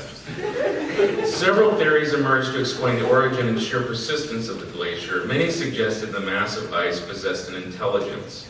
It was easy to personify, as it appeared to be deliberately targeting concentrations of human civilization. As it approached Saskatoon, Canadians stood on top of buildings and bridges with bullhorns, loudly and profusely apologizing for warming the planet. But the glacier would not be placated. With its polar bears roaring, the great sheet of ice scraped skyscrapers off the face of the earth, ground power plants and apartment buildings and sports stadiums under its heels, and left behind a trench filled with strange artifacts from cities it had flattened. It picked up an entire Shoppers Drug Mart in Winnipeg, with shoppers and employees still inside. They rode atop the glacier for weeks, barricaded inside the store, fending off polar bears and eating large quantities of snack food, before the whole store slipped into Thunder Bay. Thank you.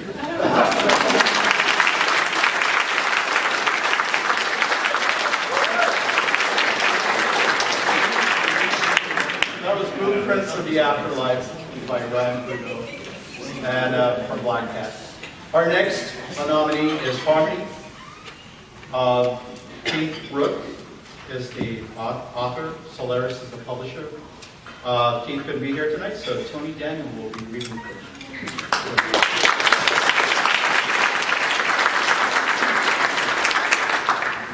Keith really wanted to come. He had some minor surgery and he was not able to travel.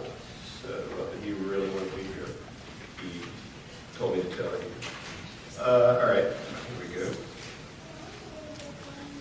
I passed out of the IP with no trouble, through the checkpoint and into Cheapside E, the site of my first night run, when I had so nearly been caught to betray the whole nest with my sloppiness. Soon I was crossing the line into Central, a boundary marked by a humped bridge over a wide canal. The duty grunt scanned my wrist and peered into my face. My PIDs said I was me today and cleared for all central zones outside the hours of curfew. The grunt paused for far too long, and I realized it was communicating with someone or something that was not there, its superiors or their security systems. I kept my smart state calm. I didn't look around for escape routes because I'd already done that as a matter of course when approaching the checkpoint.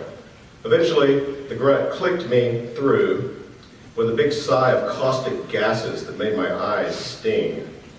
Just off the bridge, I had to stop. My senses were being assaulted. I was dizzy and dazzled, and my head was spinning. How to even begin to describe? With the street, perhaps. Back in the IP, our main streets are surfaced with cobbles or flat slabs that crack within weeks of being laid. Side streets are mud packed with hard core that flattens itself over time. A bridge is a cobbled-together affair made mainly of wooden spans with occasional sheets of metal or plastic salvaged from beyond the IP. Out in the commercial districts, the streets are smooth with tar and fine grit that repairs and maintains itself.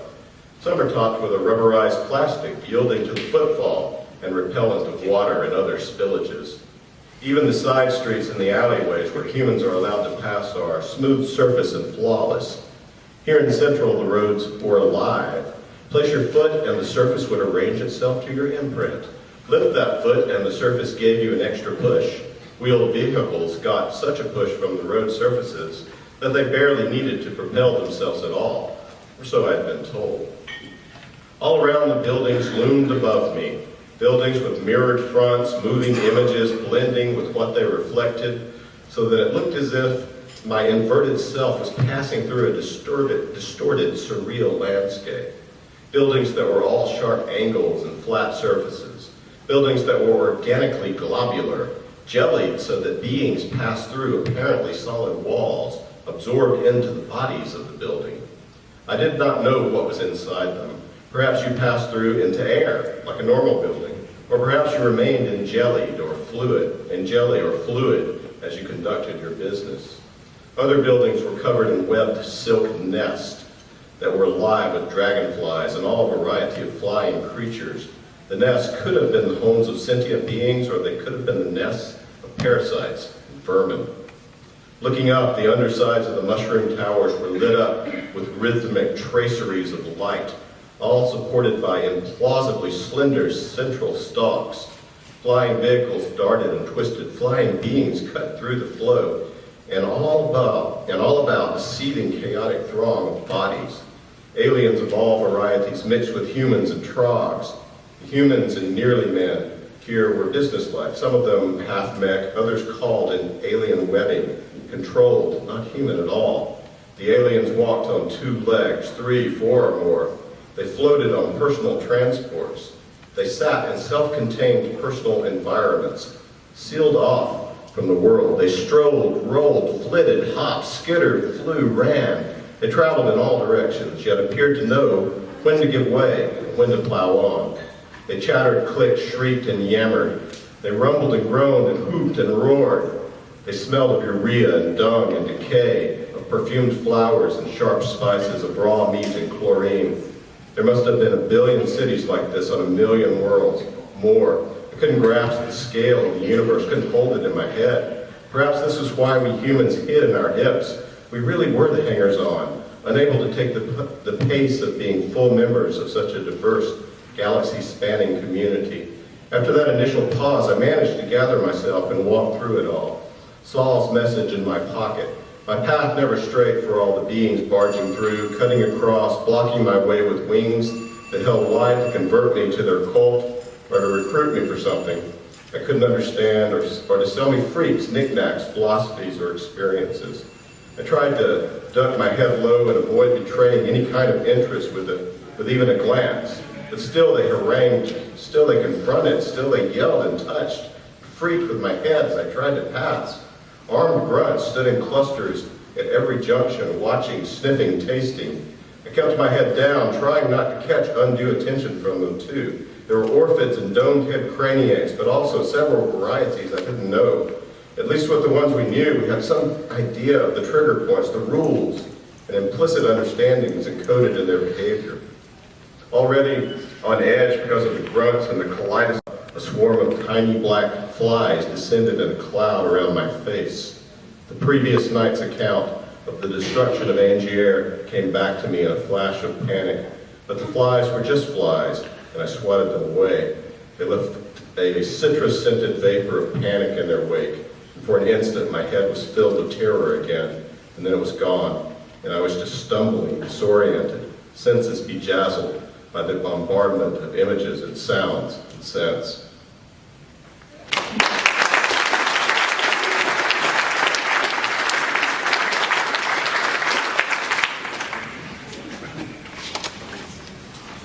That was from Harmony by Keith Brooke. Our next nominee is Helix Spores by Eric Brown, published by Solaris. And reading for Eric is Jack Skillingstead.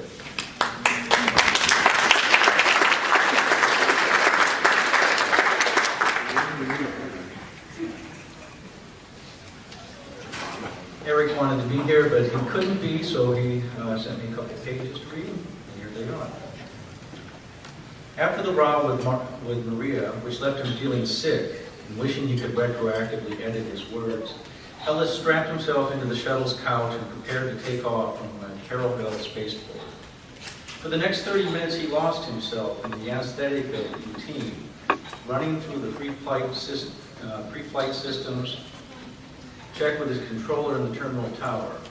Soon, thankfully, he would be leaving New Earth and heading for Urania, 7 worlds farther along his circuit in Helix. "You're ready to go," Jeff initiated in 10, 9. Ellis handed him the smart cord, and seconds later the main drive ignited and the shuttle eased itself from the gantry. He closed his eyes as the pressure forced him back into the couch. The shuttle rose slowly and gained speed, and in his mind's eye, he saw Maria's pursed expression of barely suppressed hatred. He opened his eyes and concentrated on the view.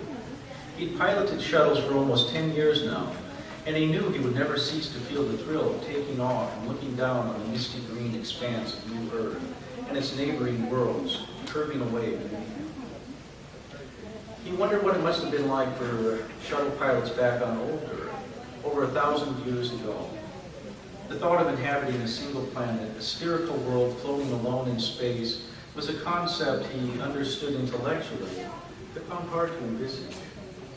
On the Helix, things were very different. The vast curving length of the Fourth Circuit looped away from him. Directly below New Earth was a series of green parks, dotted with small cities and townships, linked by arterial roads and monorails. In the distance, the blue expanse of the sea separated New Earth from the next barrel-shaped world along the chain. Beyond that was the next world, as yet uninhabited, an even hazier stretch of verdure, separated from its neighbor by yet another sea. And so it went. World after sea after world, on and on. 10,000 of them in total wound around the light of the G-type star. As a child, he had continually called the circuits tiers, but as his father never tired of telling him, how could you have a tier in a continuous spiral, one tier phrased into another? And who was to say, when one tier became the next? He smiled at the memory of his father's exasperation in trying to drum the concept into him. He'd finally cut the bottom from a plastic bottle and placed it over a lighted candle. Then he had wound a length of plastic-coated wire around the bulbous bottle in a creditable facsimile of the helix. This is the helix, his father said. Now you see, there are no tiers or levels as such. Just one continuous spiral, 4 circuits below the sun and 4 above, from circuit 1 to the top down to circuit 8 at the bottom. It's lazy to call these circuits tiers, though that's what a lot of people do. And to better illustrate the place where humankind now lived, his father had meticulously painted tiny sections of the wire blue and green to denote many worlds and seas that were laced on the spiral like rotating beads on a thread. Not that this is to scale, Ellis's senior had pointed out. There are thousands of worlds on the helix, and only a few hundred on my model. But Ellis had finally understood and began questioning his father about the helix, its construction and provenance, right up until his death 20 years ago, when Jeff had been 15. His father, an administrator in local government, had never lived to see his only child join the peacekeepers as a pilot. He would have been proud, curious as he was about the helix, and frustrated by the humdrum nature of his own chosen profession.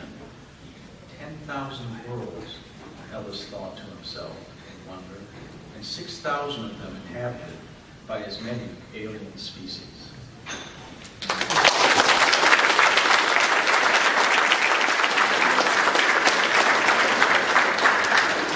That was from Helix Works, Eric Brown.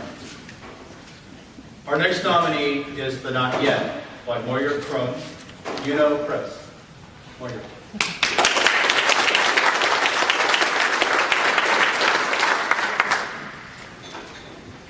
I hope y'all can hear me. I'm going to read a section of the novel that's a little bit into the story, about 50 pages in. In the Not Yet, the rich are on life extension, and they live hundreds of years.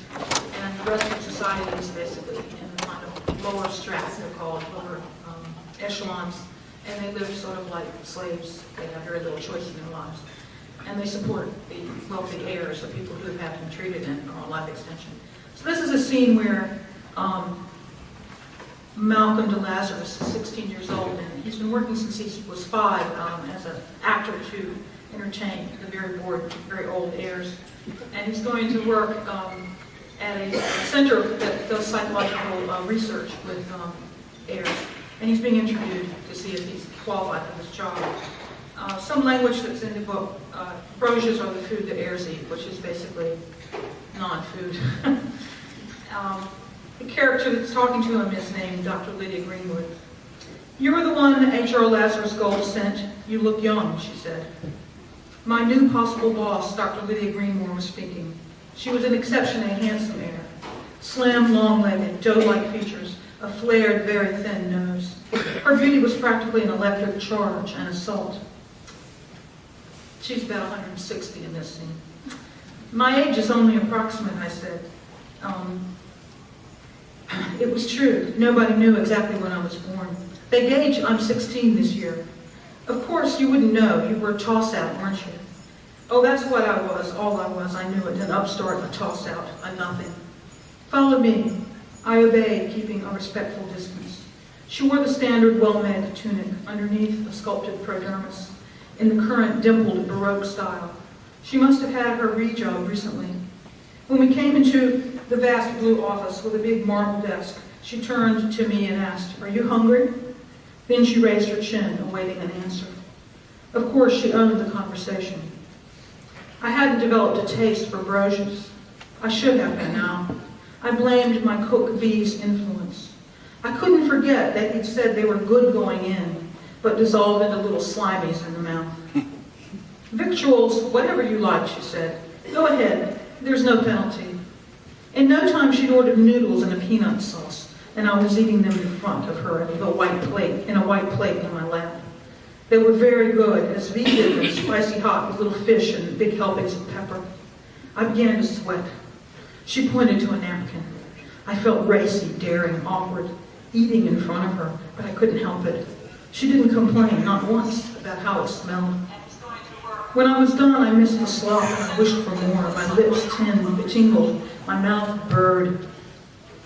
She had 4 orange lumps on her plate. She'd hardly picked at them. "So this is your first day independent from the Foundling House, the Sims Company? Went under, didn't it?" I nodded. I remember what Lazarus had told me. Lazarus is his guardian. "Be brave, answer, but don't elaborate. And never ask about years or count. Never ask about family. And what wave? Some of us are very touchy about where we were before we entered this state. There are all kinds of trouble back there. There's sorrows. I've escaped to come and save all of you.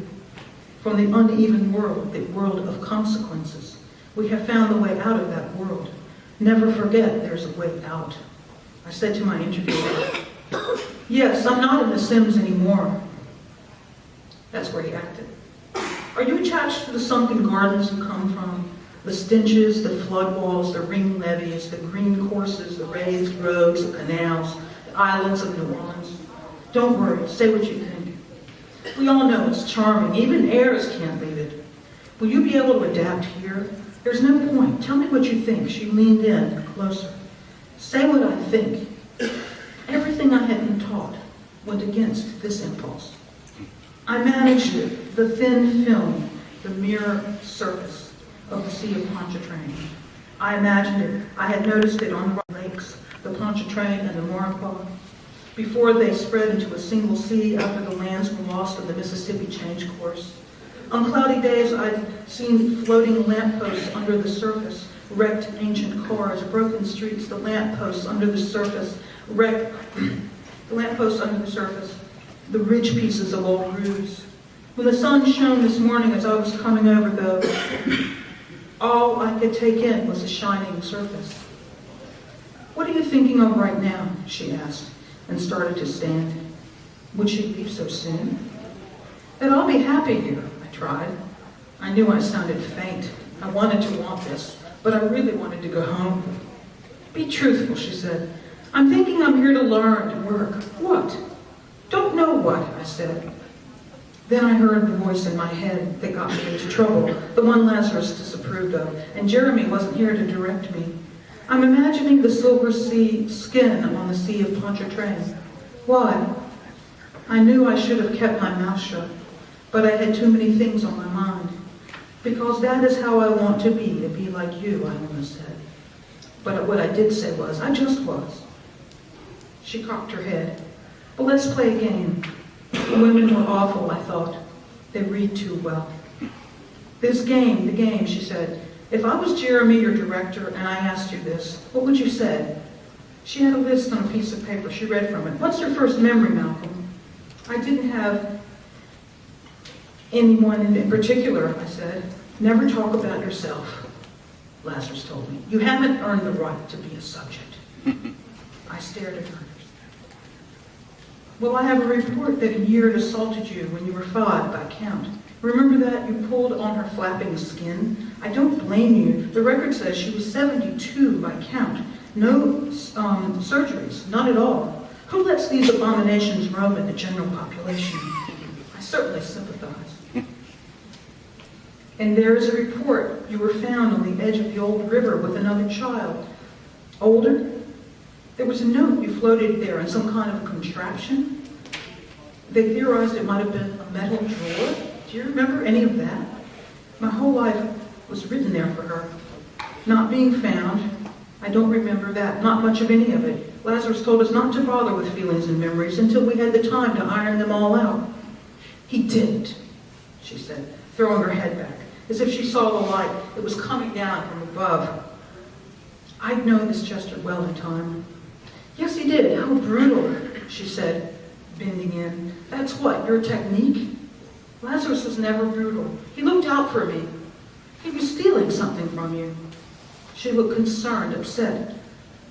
We all know we will have time to iron it all out if we... Is that what he told you? Everybody knows that, I said. I was chanting to myself by this time, mirror silver, mirror silver, mirror silver, but I still felt a sharp pain in my chest. Have I upset you, she asked. Is this still the game? I asked. I was losing. This surprised her, but then she took it on. If you want, if I were your director, Jeremy, or someone else, what would you say now? I'd say, stop looking at me that way, I blurted. I couldn't believe it. I covered my mouth so nothing else so awful would escape. What way? As if you want to scour me, I said.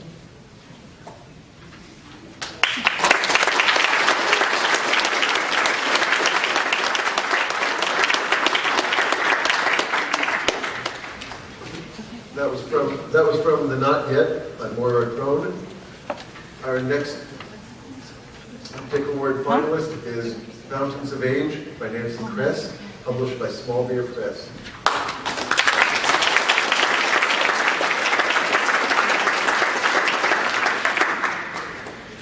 Fountain of Age is not a novel, but a collection of short stories. And I'm going to read from the title story, the opening of Fountain of Age. I had her in a ring. In those days, you carried around pieces of a person, not like today. A strand of hair, a drop of blood, a lipstick kiss on paper, those things were real. You could put them in a locket or a pocket case or a ring. You could carry them around. You could fondle them. None of this hologram stuff. Who can treasure laser shadows? Or the nanotech recreations, even worse. Did the master of the universe recreate the world after it got banged up a little? Never. He made do with the original like a sensible person. So I had her in a ring. And I had the ring for 42 years before it was eaten by the modern world. Literally eaten. So tell me, where is the justice in that? And oh, she was so beautiful.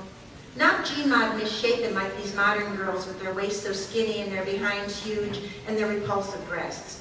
No, she was natural, a real woman, a goddess. Black hair wild and stormy as water, olive skin, green eyes. I remember the exact shade of green. Not grass, not emerald, not moss. Her own shade. I remember Grandpops? Met her while I was on shore leave in Cyprus.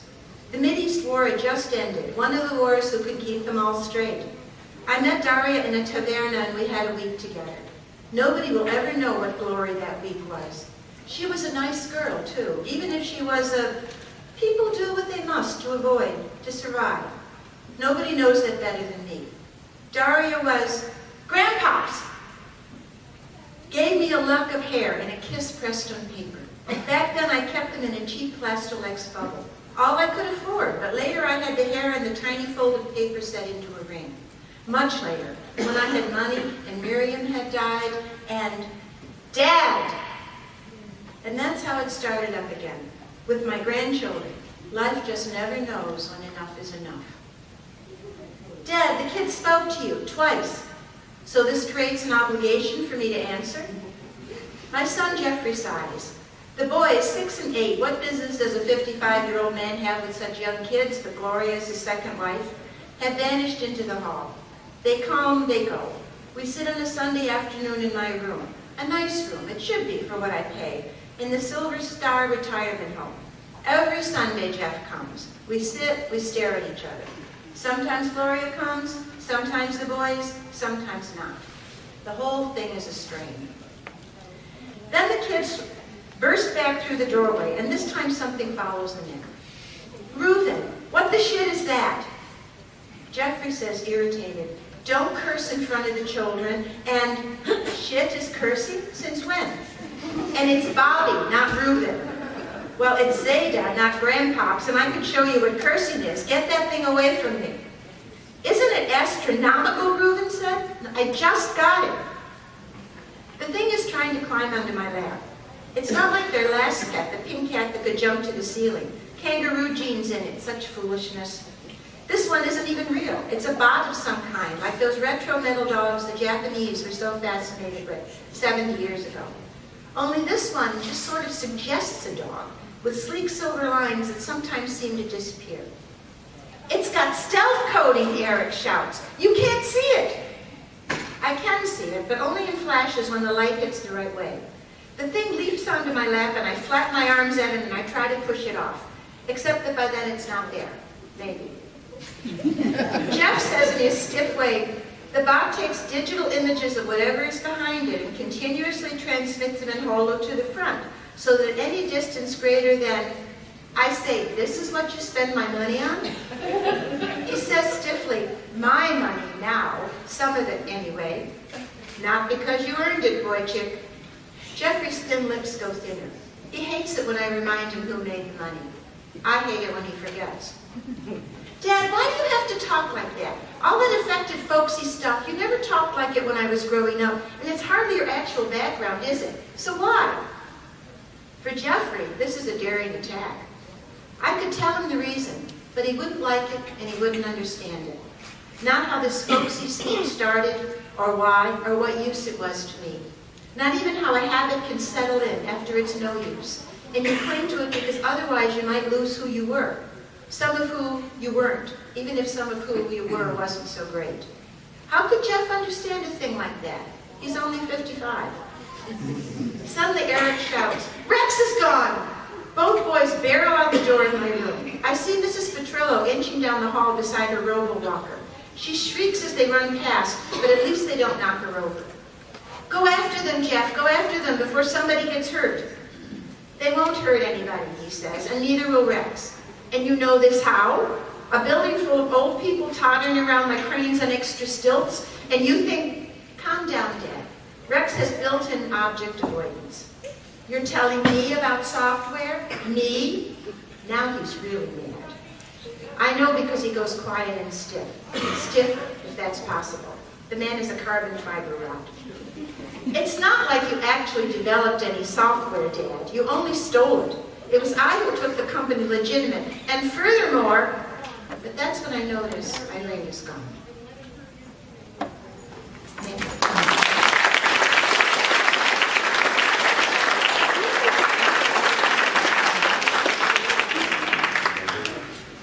Nancy Press from Fountain of Age. Our next nominee is Love Star from Andre Starr Magazine.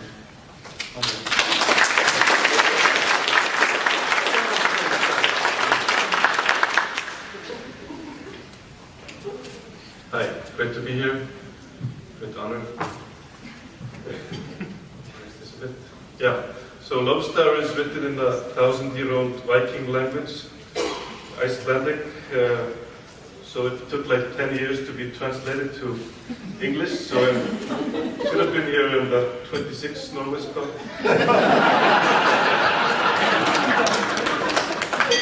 So Love Star is about a giant corporation, the Love Star Corporation, named after the founder, Love Star.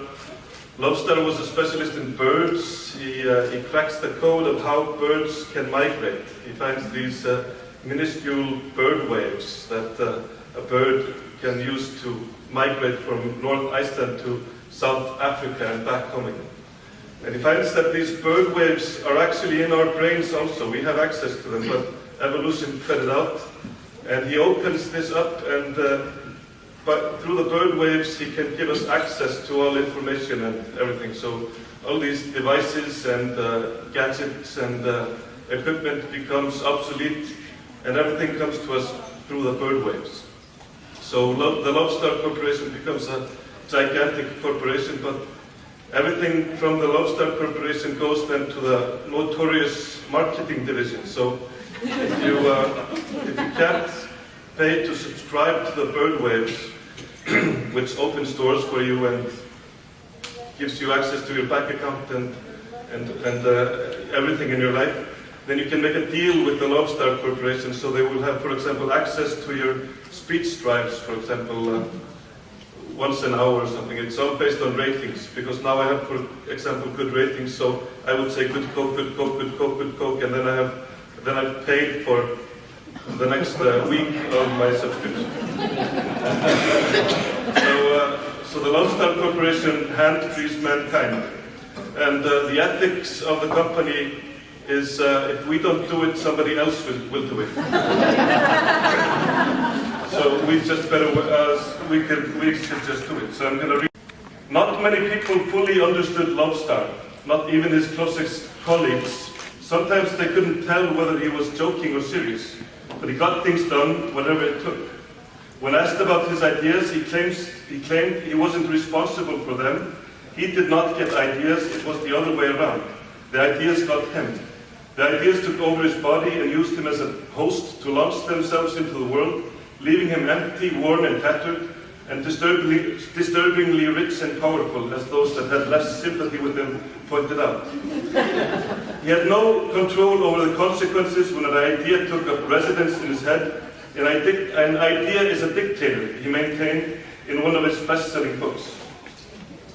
An idea hijacks the brain, pushes away feelings and memories, makes you neglect friends and relations, and drives you towards a single goal, that of launching the idea into the world. An idea takes over the speech centers, allowing access only to itself. It steals your appetite, reduces your needs for sleep, and induces the brain to produce a chemical that is stronger than amphetamines and can keep you going for months at a time. Once the idea is born, the person it possessed is left empty. Even if he tries to hang on to the idea, basking in its limelight and taking care to link his name to it, even naming it after himself, he will not enjoy the same sense of fulfillment. He who has felt an idea growing inside him, he who has been its slave for months and years, knows that there is no point in having once had an idea. To be content with having had an idea is like being content with having once had an orgasm, being content with having once eaten or drunk.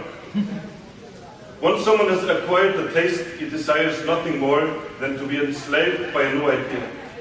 Nothing is more pitiable than a man who has hit upon one tune, one story, one idea, and then no more. He will never be anything but a spent shell. It would have been better if he had never acquired the taste. Ideas are drugs. Someone with a predisposed weakness is doomed to put aside his nets or computer, throw away his wealth and belongings, and put everything at stake. When an idea says, "Follow me," he follows it all the way. He who is infected with an idea is not responsible for his actions. His only thought is to launch it. The idea permits no contradiction or doubt. The man is not responsible because he does not own the idea. The idea already existed. The atomic bomb existed before it was worked out and built. It was imminent. It was biding its time. It had to be built. And it had to be detonated. Even though people calculated a 20% risk that the explosion would set off a chain reaction that would ignite all the oxygen in the atmosphere, they still had to try. It wasn't enough to calculate. They had to take it out into the desert, and once they had seen its power, other people were seized with an uncontrollable urge to see it explode over a city. It was enough to do it once or twice. Someone who is possessed by an idea is beyond good and evil. His thinking is not on that scale. An idea is an uncontrollable hunger. An idea is a long-suppressed lust. Those who get ideas are the most dangerous people in the world because they're ready to take the risk. They just want to see what happens. Their thinking goes no further. Thank you.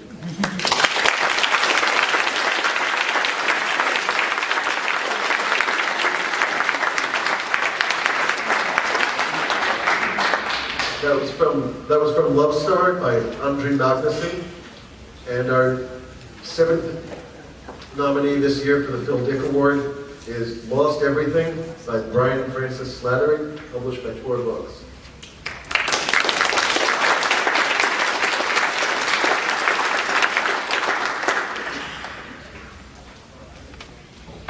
Can you hear me? Alright, cool. Is it better now? Even better. Alright, this is a sad book about climate change. Sorry. What I'm going to read takes place, there's a war that happens also, so this is during that, and how somebody becomes a soldier. In Baltimore, the bones of Grendel Jones's left arm lay under a collapsed apartment building, softened by water. The rain was taking down all that was left of their city, the rain and the vines and trees, its accomplices. Wildflowers stormed along Falls Road, tendrils of kudzu snaked around the Bromer Seltzer Tower. Plants and animals burying our dead for us, turning us and all that we did into soil, then digging their roots in deep. They would never let us come back. Grendel was not yet a soldier when she lost her arm. She was only there to take care of her aunt, an invalid. After the first rocket attached, they sat in her aunt's apartment, pushed the wheelchair up to the window, watched a line of people leaving a centipede of refugees, a family of 5. The father with a coffee table and a rolled up rug tied to his back, the mother with a bundle of clothes balanced on her head. Their children on leashes running from their waist to their parents' hands, staggering with the movement of drunken spiders. So little sound for so many people. They're overreacting, her aunt said, frowning. This will all blow over soon. Her resolve never left her, even when the rockets came dozens a day and it seemed that someone was always firing a gun somewhere. Even when the flames turned the nights into the last minutes of evening for good, as though the sun was not allowed to set. When Grendel told her aunt about the massacre, she refused to believe it. People don't do that to each other, she said. Grendel's arm left her as she stood in the doorway to the apartment building. It was wearing a blue sleeve with a white cuff, was holding a cooking oil in a plastic bottle. The rocket's explosion threw the rest of her into the street, though she was already unconscious by then. When she woke up, she was lying on the deck of the barge in the Chesapeake Bay, a thin mat beneath her, the stub of her arm bandaged and dirty, the Bay Bridge dim in the twilight. To the north and east, all of Baltimore consumed by fire or water, a long, ragged band of orange light raging above the broken seawalls, the drowned streets, a mist of steam. Her aunt back there somewhere. On the barge with her, a small horde of survivors huddled under canvases, prone on the metal deck. A woman shaking with quiet sobs. A man sedated out of his head, still groaning on every pull of the saw that was taking off his right leg above the knee. A banjo and mandolin, 2 voices high and loose, their throats too smoky to get it quite right. Oh, Katie dear, go ask your mom if you can be a bride of mine. If she says yes, come back and tell me. If she says no, we'll run away.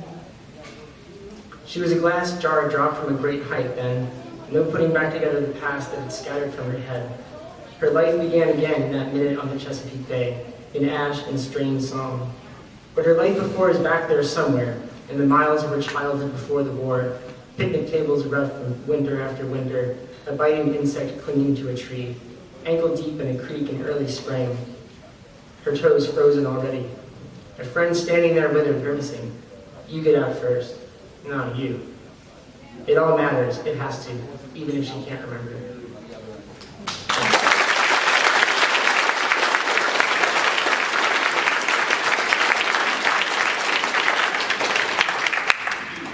That was from Lost Everything by Brian Francis Slattery. Now, I skipped over the history of the Phil Dick Award, but just to mention it briefly, the award was created about 30 years ago after Phil Dick died. And it actually, the original idea for the award came to Tom Dish in a dream. I kid you not. But the people who made it happen were passed away this week. And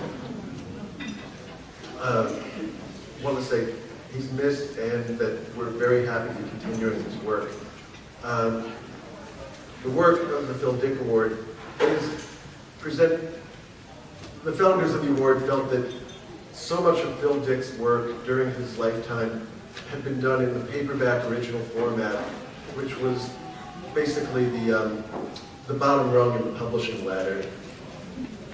And they felt that to honor Phil's memory, we should give out an award to the best science fiction book published originally in paperback format.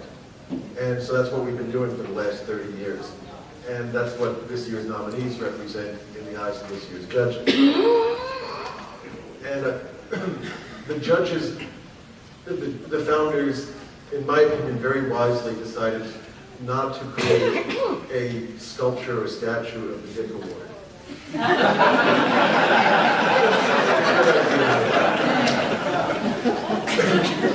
What we do present instead is money. The winners receive a check from us. And this year, the winner is, I actually know already, but the special citation this year goes to Love Star by Andres Snyder.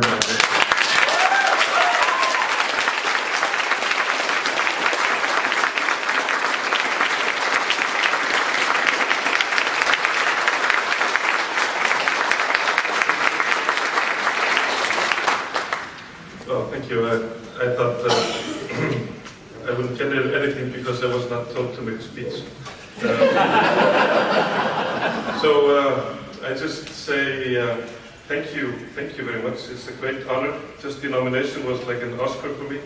So this is even better than an Oscar, Nobel Prize. I want to thank my wife that has been my evil editor. She's a script nurse. Has helped my. I have to thank my translator, Vicky Tripp, that kind of becomes my, enables the book to become English, and of course 7 Stories Press for publishing the book. So, thank you.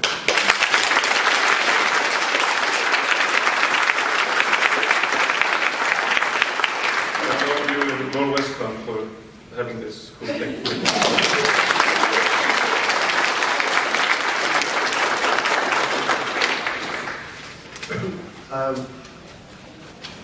Not to keep you guys in suspense, but I think I should mention that we do want photos afterward, right?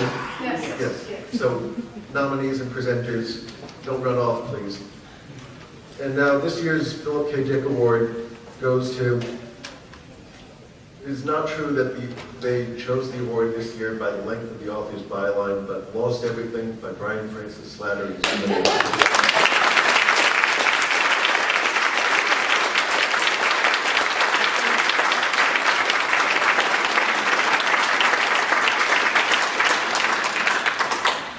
I was not told to prepare a speech. Alas. But let's see how we can do it. Thank you first to the Reverend Drew Bunting, who is all over this book. Who'll be very pleased to mention here. My editor, Liz Virinsky at Tor Books. My agent, Cameron McClure. All 3 of those people made this book what it is. And then also just to my family, with whom there'd be no reason to write this at all. All right, thanks a lot. And thank you so much.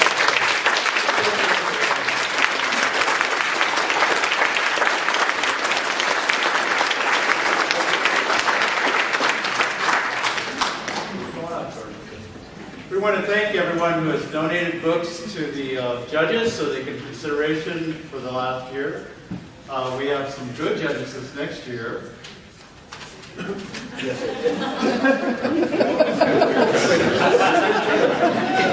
This year's judges are very good.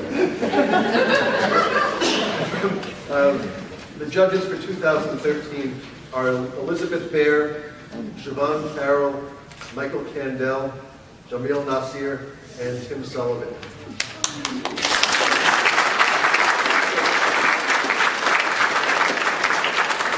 Anyone tuning in online or listening to this who's published a paperback original, send it to these judges, please. We also thank NorwestCon and also our music host over here, David Diggle. Thank you, David.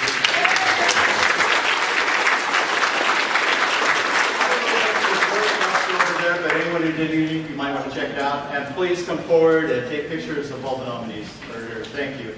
Thank you.